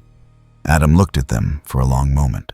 The grin didn't disappear, but something behind it recalibrated the rapid, expert assessment of a fighter who has just clocked an opponent they didn't expect to take seriously, and is now revising upward, not in alarm, but in the specific pleasure of someone who has been bored for a long time and is no longer bored. Huh. Adam looked them over. You're the new variable. Yes. You did that to my squad. Yes. He tilted the guitar axe off his shoulder, holding it loose, comfortable the way people hold things they've carried for so long. The weight doesn't register anymore. Heaven's running a sanctioned operation here, variable. You interfered with a sanctioned operation. Do you know what that makes you?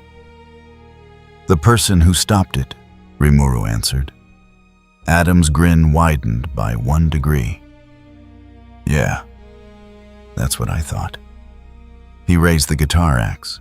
The holy light that came off it was not the same quality as the light from his entrance that had been theatrical designed.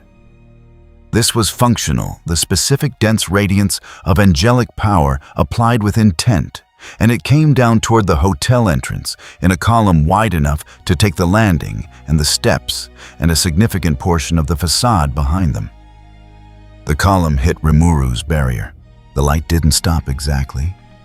It redirected the way a river redirects when it meets bedrock, finding every possible angle of egress and discovering that none of them led where the light wanted to go. The facade of the Hazbin hotel remained intact. The steps remained intact. The landing remained intact. The light bent around the boundary and scattered upward into the haze where it dispersed into nothing, and the street was left with the specific silence of a very large force that has been absorbed without comment. Adam stared at the space where his attack had been. Inside the hotel at the glass panel, Charlie made a sound that was not quite a word and not quite a breath. Vaggie had one hand on her shoulder, keeping her exactly where she was. Barrier absorbed the full load CL noted. Structural integrity of the building, nominal. Adam's next strike will be higher yield. I recommend removing the engagement from this location. Rimuru was already moving, not away, not retreating, but sideways down from the landing into the street, putting distance between themselves and the hotel entrance. Not here. Quiet enough that only Adam could hear it. Adam looked at them. You're walking toward me. I'm walking away from the building. A beat. Adam glanced at the hotel, at the glass panel and the people behind it, at the facade that had just absorbed a full output strike without a scratch.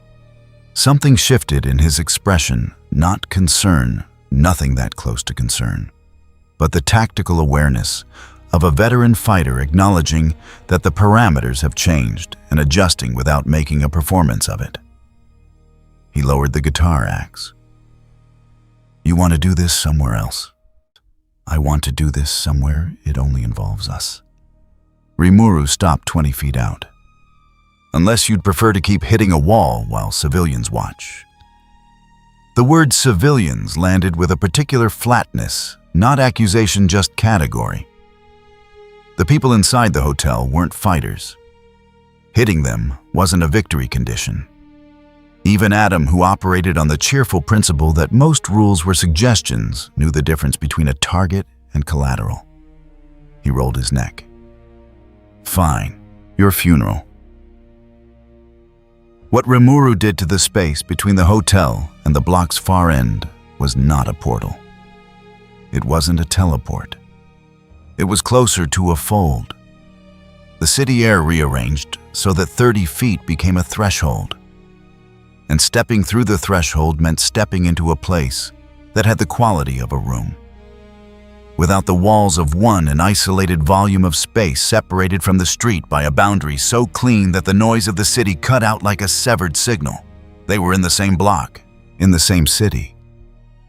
But the engagement was in a container now, and the container had exactly 2 occupants. Adam looked around with the expression of someone who has just been told the venue has changed and finds it professionally insulting. "You moved the stage? I moved the fight. Same thing." He turned back to Rimuru, and the guitar axe came up and around in an arc that lit up the contained space from wall to invisible wall. A sweep of holy light that was not aimed at any particular target, just at the space Remuru occupied. Because Adam's fighting philosophy was essentially, fill the room. Something will hit, nothing hit. The arc passed through the space Remuru had occupied a quarter second earlier and found only air. Not because Remuru had dodged, there had been no movement visible to the eye, but because the space itself had adjusted a minor rearrangement of local geometry that put the trajectory somewhere it couldn't do anything useful. Adam's follow-through landed wrong. He corrected pivoting, finding Remuru 2 meters to his left without any apparent transition between positions. "You're not fighting." The performance was still there, the grin, the ease, but underneath it now was the first edge of genuine frustration. "You're just moving." "I'm managing the engagement." "That's not a fight, that's..."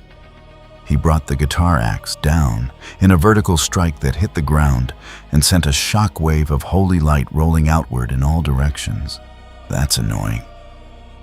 The shockwave met the boundary of the contained space, reflected and returned to sender at reduced amplitude.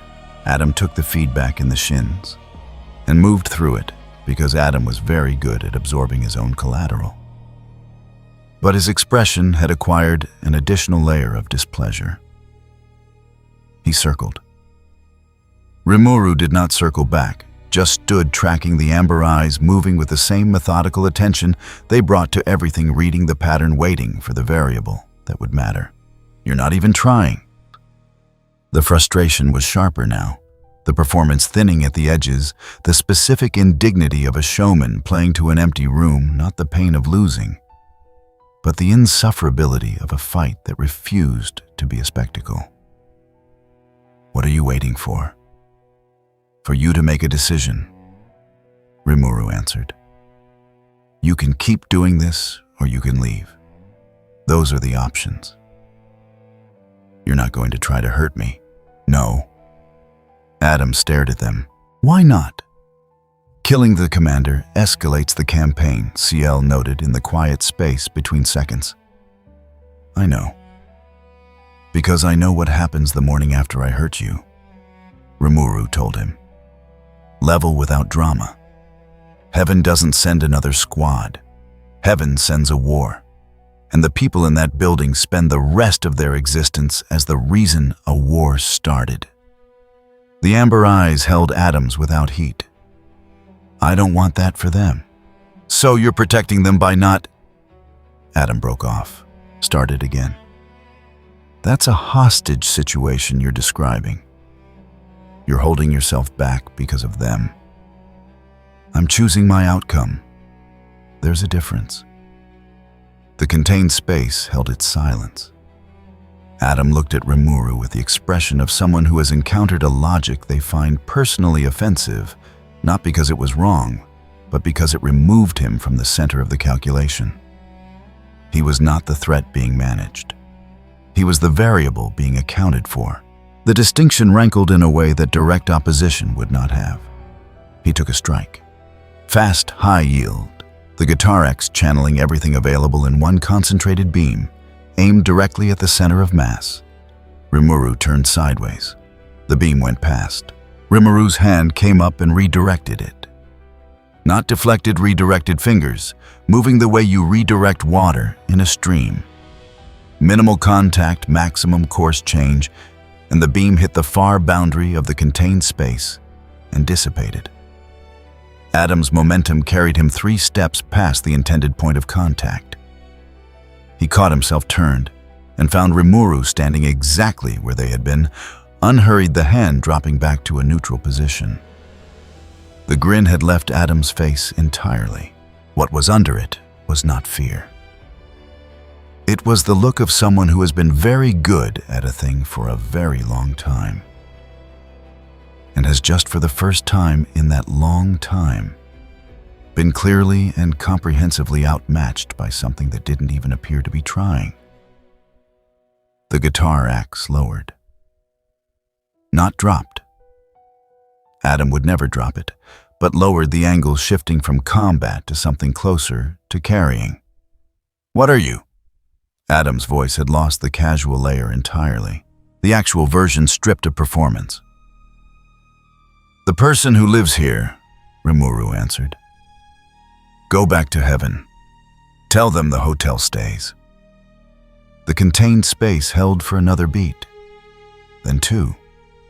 Adam looked at Remuru across 10 feet of rearranged air, and the calculation happening behind his eyes was not one he was accustomed to running. He was running it anyway, because Adam had survived as long as he had, partly on ego and showmanship, and partly on the cold, rarely seen competence underneath both. The competence was telling him something his ego did not want to hear. He turned. He walked to the boundary of the contained space and through it, and the city noise came back in full, and he was in the street again, the guitar axe on his shoulder moving in the direction of the exorcist perimeter. "This isn't done," without looking back. "No," Rimuru agreed from the threshold. "But today it is."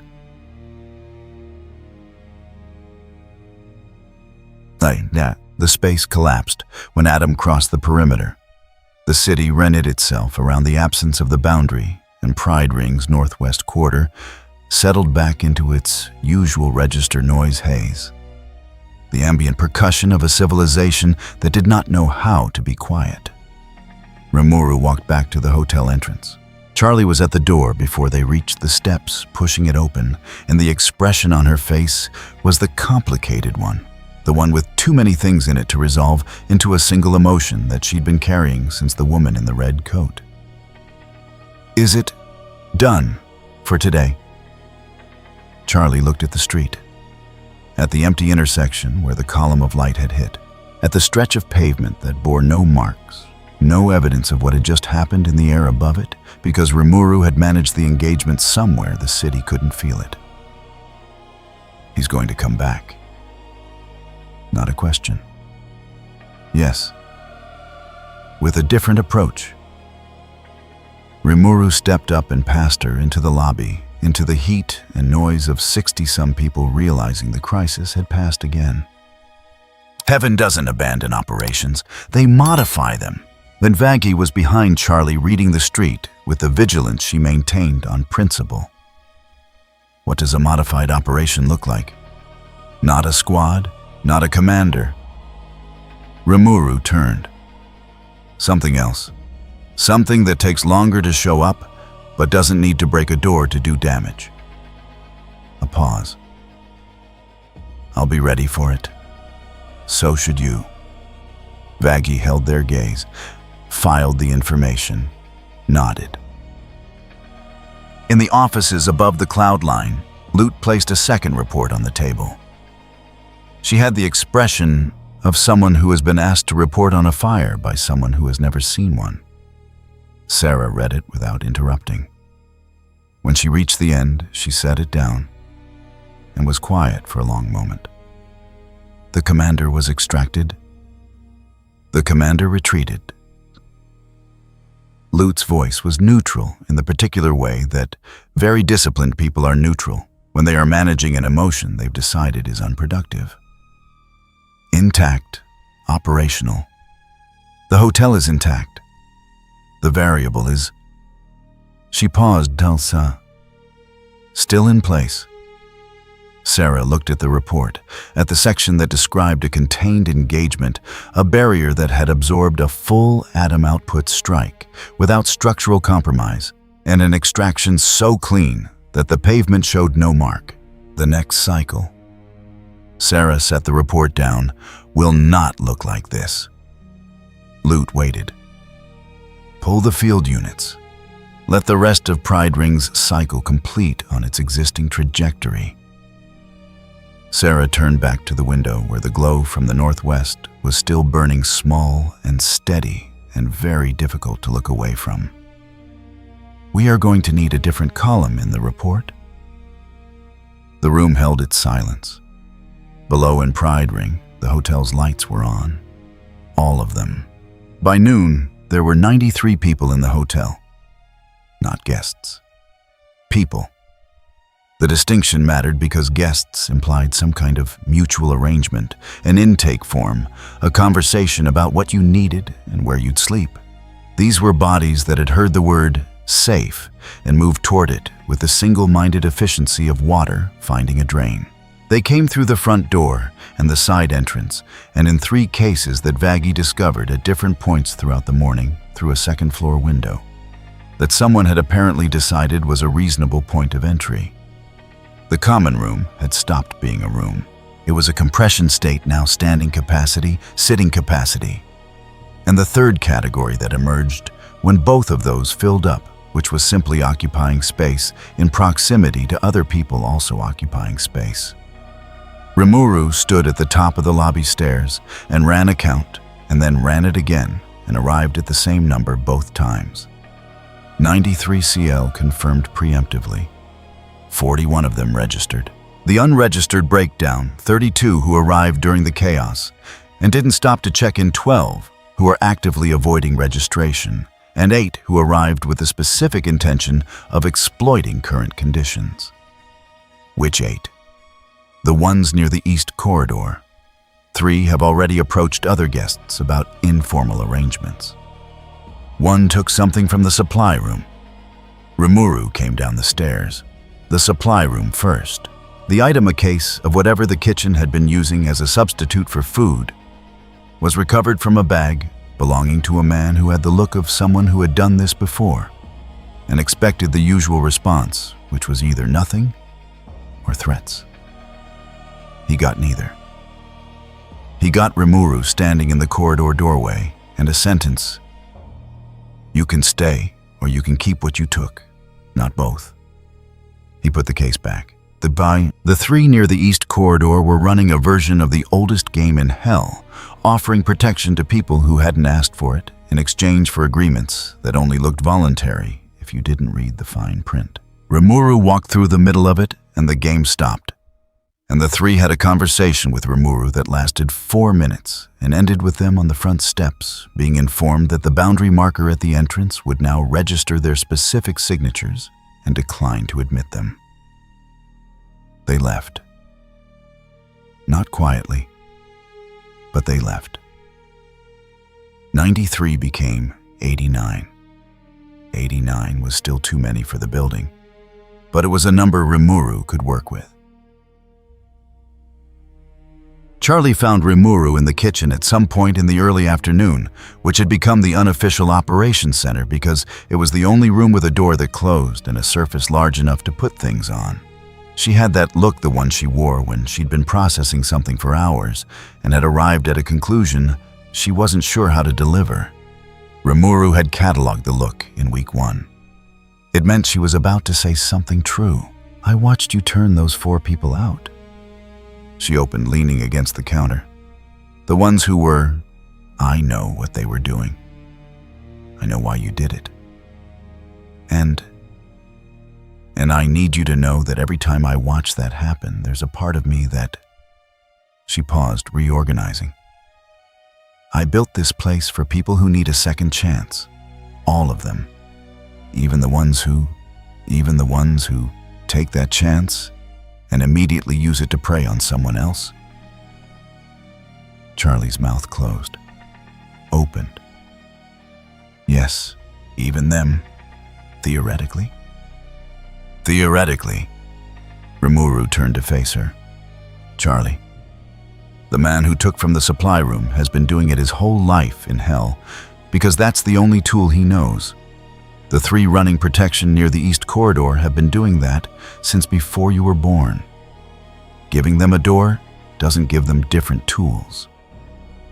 A pause. "But turning them out doesn't either. I know that." "So why?" "Because right now, 89 people need this building to function. If those 4 stay and do what they came to do, inside of 2 days you lose 30 guests. The ones who have somewhere else to be will leave. The ones who don't will be afraid." Rimuru held her gaze. "I'm not deciding who deserves a second chance. I'm deciding what this place can sustain." Charlie looked at the counter. At the intake forms, stacked at one end, half of them, blank half filled, in the cramped handwriting of people who'd learned to write small to take up less space. "I know." Quiet. Not the 4th time I know, not the decision in her body I know. The one that meant I understand and I hate it, and I'm going to keep going anyway. "You're not wrong," Rimuru told her. "About any of it. The door should be open. You're right about that. But a door that lets everything in without filter isn't a door. It's a gap in a wall. A beat. You can be right about the principle and still need to manage the application." Charlie was quiet for a moment, then almost to herself. "Is this what running a country feels like?" "Sometimes," Remuru agreed. "On the bad days." She laughed short, not entirely happy, but real. Then she crossed the kitchen and put her arms around Rimuru briefly, the way she did with people she decided mattered, unself-conscious and direct, because Charlie did not do things halfway. "Emotional proximity," CL noted. "Attachment increasing." "I know. Risk profile adjusts accordingly." CL. A pause 2 seconds long, which was CL's equivalent of a sigh. "Noted. Moving on." Charlie stepped back and straightened her jacket and turned toward the door with the purpose of someone who has processed something difficult and converted it into fuel. "I'm going to go check on the East Corridor." She paused at the door. "Thank you." For a gesture that encompassed the building, the 89 people, the empty street outside. All of it. She left. Rimuru stayed in the kitchen and looked at the intake forms. Alastor arrived, as Alastor preferred, at the precise moment when Rimuru's attention was occupied with something else. He materialized in the kitchen doorway with the ease of someone walking through a door that other people couldn't see, straightened his cuffs, and smiled the smile that had the warmth of a very beautiful trap. Quite the morning. He surveyed the kitchen with the air of a theater critic assessing a venue. "You've been busy. Again." The radio static underscored the words, that frequency that made the air feel very slightly rearranged. "I've been watching, you know. What you did yesterday, the barrier, the containment, the very elegant business with the commander." A pleasant pause. "You're wasted as a hotel manager." "I'm not a hotel manager." "No," Alastor agreed, as if this confirmed something. You're not. Which is exactly what I find so interesting. He took the chair at the end of the kitchen table without being invited, the cane across his knees in its usual position. Here's what I've been thinking since we spoke last. You've demonstrated quite conclusively that this building can withstand anything heaven sends, which means it's no longer just a hotel. It's an asset. It's a home with significant strategic value. The smile didn't move. The overlords have noticed naturally. Several of them are very curious about the nature of the arrangement here, whether there's room for a light gesture, collaborative relationships, mutual interest, bait. Ciel's voice was flat, and behind it, leverage. He's implying the overlords will move on the building if you don't affiliate, I heard. That's kind of them, Rimuru answered. The same tone as before, unhurried, pleasant, carrying nothing that could be called a reaction. Tell them the building isn't available for affiliation. Oh, I'm not here on their behalf. Alastor's smile widened by one precise notch. I'm here on mine, and my interest is much simpler. I would like to offer nothing formal, no paperwork, no binding terms, merely a standing arrangement. My goodwill, my considerable reach. In exchange for... The pause lasted exactly as long as it needed to, the pleasure of occasional access. To what? To this. His hand indicated the kitchen, the building, the 89 people beyond the door. To something that is for the first time in a very long while, genuinely interesting. The static shifted pitch. You understand, I hope that the overlords who are less charmed by your existence are going to begin applying pressure. Not through the front door, through the supply of what the hotel needs. Food materials, the informal networks that keep a building like this functional. A beat light as a joke and weighted as a threat. Hell has a way of making self-sufficiency very difficult. There's the clause Ciel noted.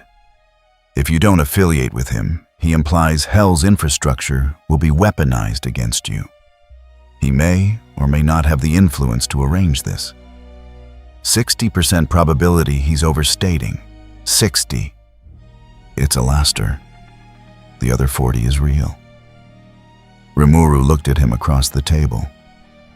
This house-level no drama is not your stage. It's not a piece in anyone's game.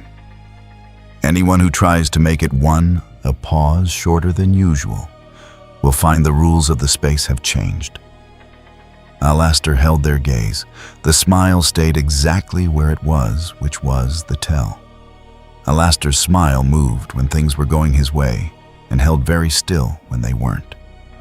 This was the still version. Of course. He rose with that fluid ease, adjusting the cane. I expected nothing less. He moved toward the door and at the threshold turned back, because Alastor always turned back. The offer stands. No urgency, no expiration. The static warmed by 1 degree. I do enjoy watching you work, you know.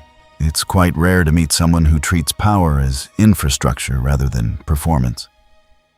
He left. The kitchen was quiet. He'll try something else. Ciel again. The overlord pressure point was real. He'll probe the supply lines within the week. Log it. Logged. And Rimuru, yes. The princess thanked you. A beat. I noticed. You smiled. Ciel Rimuru thought with the particular patience of someone managing an entity that was simultaneously their most valuable asset and their most persistent complication. We are not doing this right now.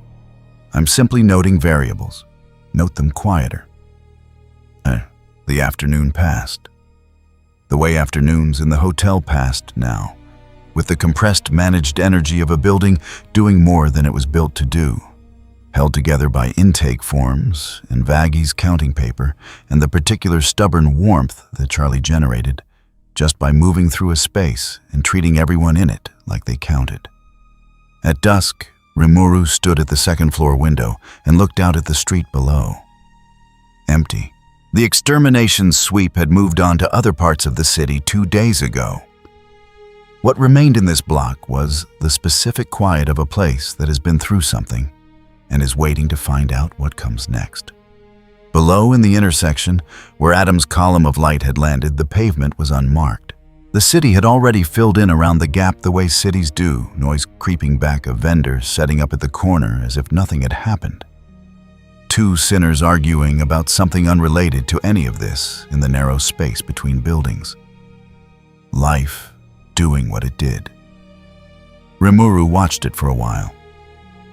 Heaven's filing a restructured operational plan. CL's voice came after a silence. I've been tracking the signal traffic. They're not planning another direct approach. The new language in the channel is a fractional pause, logistical. Supply routes, distribution networks. Influencing what reaches Pride Ring Northwest rather than what enters it directly. How long before it affects the hotel? 2 weeks? Maybe 3. Rimuru looked at the vendor below, setting out whatever they were selling. Indifferent to the geopolitics of the building 30 meters away. 2 weeks, CL confirmed. Then the next problem. Rimuru turned from the window. Inside the hotel, someone was laughing again, that surprised, involuntary kind. The kind that escaped before a person remembered they were in hell, and laughter was a risk. Someone else joined it. The common room was too loud and too full and smelled like whatever the kitchen had managed to produce, and 89 people were doing their improbable collective best. 2 weeks. Remuru went back to work. 3 days after the extermination broke on the northwest quarter, the offices above the cloud line held a meeting that was not called a meeting. Sarah did not call them meetings when the conclusions were already written. She called them briefings, which meant the room listened and she spoke, and the outcome was not a decision, but a directive that had already been decided before anyone sat down. The distinction mattered to her in the way that distinctions between categories always mattered to her, not for optics, but because accurate language about a thing was the first step toward accurate management of it. The deployment pattern for the next cycle is being restructured. No preamble. The map on the table showed Pride Ring's northwest quarter, with a circle drawn around a 4-block radius. We're not returning to this zone in the same configuration. The variable present in the hotel has demonstrated that direct approach is counterproductive. We lose personnel, we lose credibility, and we generate exactly the kind of visible resistance that makes Hell's population believe resistance is viable. Lute stood at the end of the table with the posture of someone who has been given a task she finds professionally distasteful but will execute without complaint. The adjusted protocol routes the next cycle's opening push to the eastern edge of Pride Ring. The hotel zone is excluded from the active engagement perimeter. Not excluded. Bypassed. The distinction landed without inflection. Excluded implies we've accepted a limit. Bypassed implies we've chosen a more effective angle. Lute absorbed this, filed it. Bypassed. The infrastructure surrounding the northwest quarter is another matter. Sarah's finger moved across the map. Supply distribution through these corridors. Transit routes here and here. The informal networks that allow a concentration of sinners to sustain itself in a fixed location. She looked up. We don't need to destroy the hotel. We need to make it unsustainable. The room held this thought. Timeline. Before the next cycle. 6 weeks. Sarah closed the map. Document it as a protocol adjustment. Nothing unusual. Nothing requiring new authorizations. She moved toward the window where the glow from the northwest was still there, smaller now than during the extermination, but steady, a place that had decided to exist and was doing so without asking permission. The variable in that building cannot be solved through force. So we solved the conditions instead. Lute picked up the file, left without further comment. The door closed behind her with the sound of a directive being filed. Sarah stayed at the window another moment. Then she turned back to her desk, where 36 other reports were waiting. None. The intake system was working. Not perfectly. Nothing in the hotel worked perfectly because the hotel was not a perfect environment. It was a structure in hell doing its stubborn best, but it was working in the sense that mattered. 89 residents knew where they slept, knew what the rules were, and knew what happened when the rules broke down. The rules were 4. They fit on a single laminated sheet posted at the entrance. And both corridors, no violence against residents, no coercive arrangements inside the walls, no taking what wasn't offered, no weapons drawn indoors. Vaggie had explained each one personally to every new arrival in the tone she reserved for things she was not negotiating. 3 people had tested the rules in the first week. 3 people had been walked to the boundary marker. The marker noted the suspension. The door did not open for them afterward. Word circulated the way it circulated in hell, fast embellished. By the second week, the version going around involved Rimuru and a wall of fire, which was not accurate but was functional. The rules here are enforced, and enforcement is not pleasant. The actual enforcement had involved no fire. It had been Remuru in a corridor saying, "You know the rules," in the tone of someone for whom this was a statement of fact. The effect was the same. Charlie found Rimuru in the supply room on a Thursday, cataloging the week's resources against the projected needs of 91 residents. The count had steadied somewhere in the 90s after the chaotic first days, drifting up or down by 3 or 4 as people moved through. "I've been thinking about what this place is." She opened, leaning in the doorframe the way she did when she'd rehearsed something and wanted to pretend she hadn't. Rimuru moved a box to a different shelf. "What have you concluded?" "That I don't want it to be a fortress." "It isn't. It has a power barrier and entry restrictions and a 4-rule list with real consequences. Not accusation inventory. That's closer to fortress than hotel. It has an open door for anyone who needs it. A kitchen that produces food 3 times a day. 91 people who came here because it was the one place in this city that wasn't going to eat them." Remuru turned to face her. "The rules aren't what makes it a fortress. They're what keep the door open.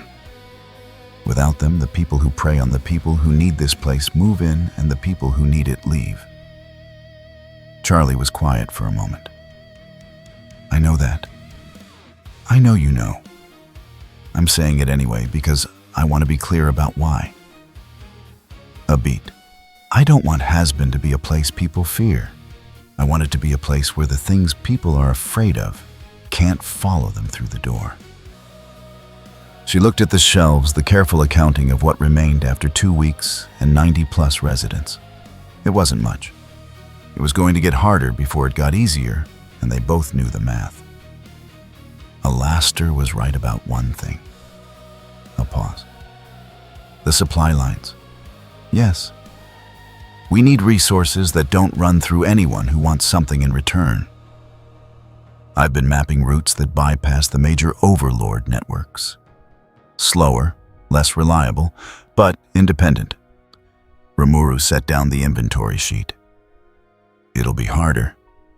Harder isn't the same as impossible." Charlie looked at them, at the person who had drawn a line in the air that heaven couldn't cross, who was now spending a Thursday morning counting food so 91 people could eat. "You didn't have to stay, after everything. You could have. I know. Why did you?" The question came the way Charlie's questions always came, stripped of softening, going directly to the thing she actually wanted to know. "Because this is what I do," Rimuru answered. "I find a place that's trying to be something worth protecting, and I protect it." The amber eyes held hers steady. Hazbin is worth protecting. Charlie was quiet for a moment that didn't need filling. Then she crossed the space, without ceremony, and put her arms around Rimuru briefly, the found family gesture she gave to people she decided were hers, unselfconscious and direct. Proximity, Ciel noted. I know. She means it. I know that too. A pause with a different texture than Ciel's operational pauses. Less calculation, more consideration. Then, good. She should. Rimuru registered the shift, small, real something moving from accounting toward acceptance, and filed it without comment. Charlie stepped back, straightened her jacket, looked at the supplies shelf with the focused optimism of someone who has decided the obstacle is navigable. Okay. Tell me about the independent routes. Alastor moved through the lobby that afternoon without stopping, cane tapping its familiar rhythm static at its usual frequency. He surveyed the common room, the organized hum of 90-plus residents, the laminated rule sheet, Vaggie at her post doing her count, and his expression moved through something that occupied the border between a smile and not. He looked at the room, the way a director looks at a stage that's been dressed without him. He looked at it for a long time.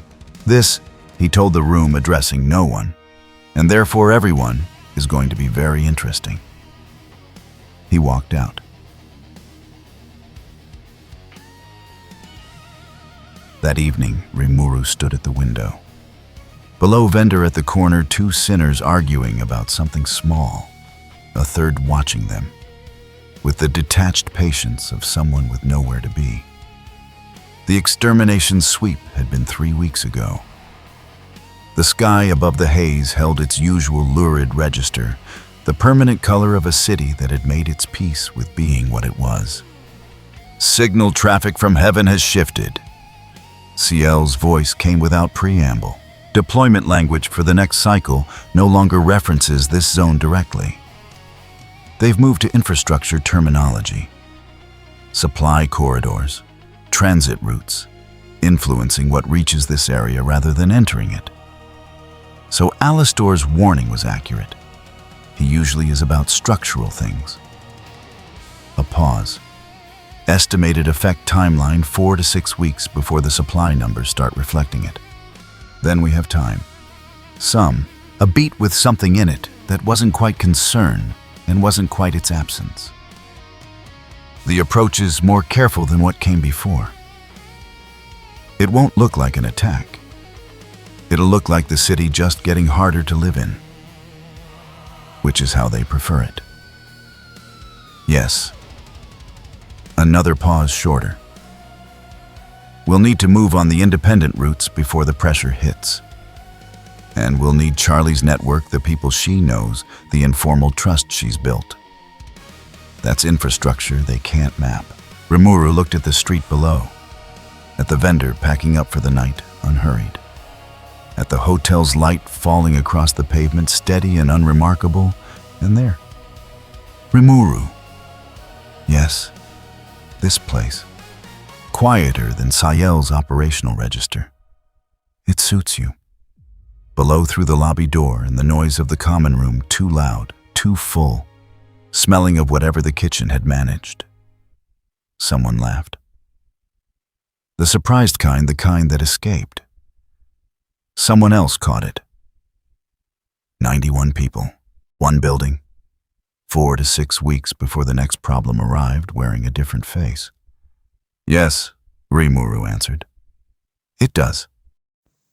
If you enjoyed this video, don't forget to leave a like and subscribe to the channel, and be sure to turn on notification so you won't miss our future video. Thank you for watching, and we will see you next time.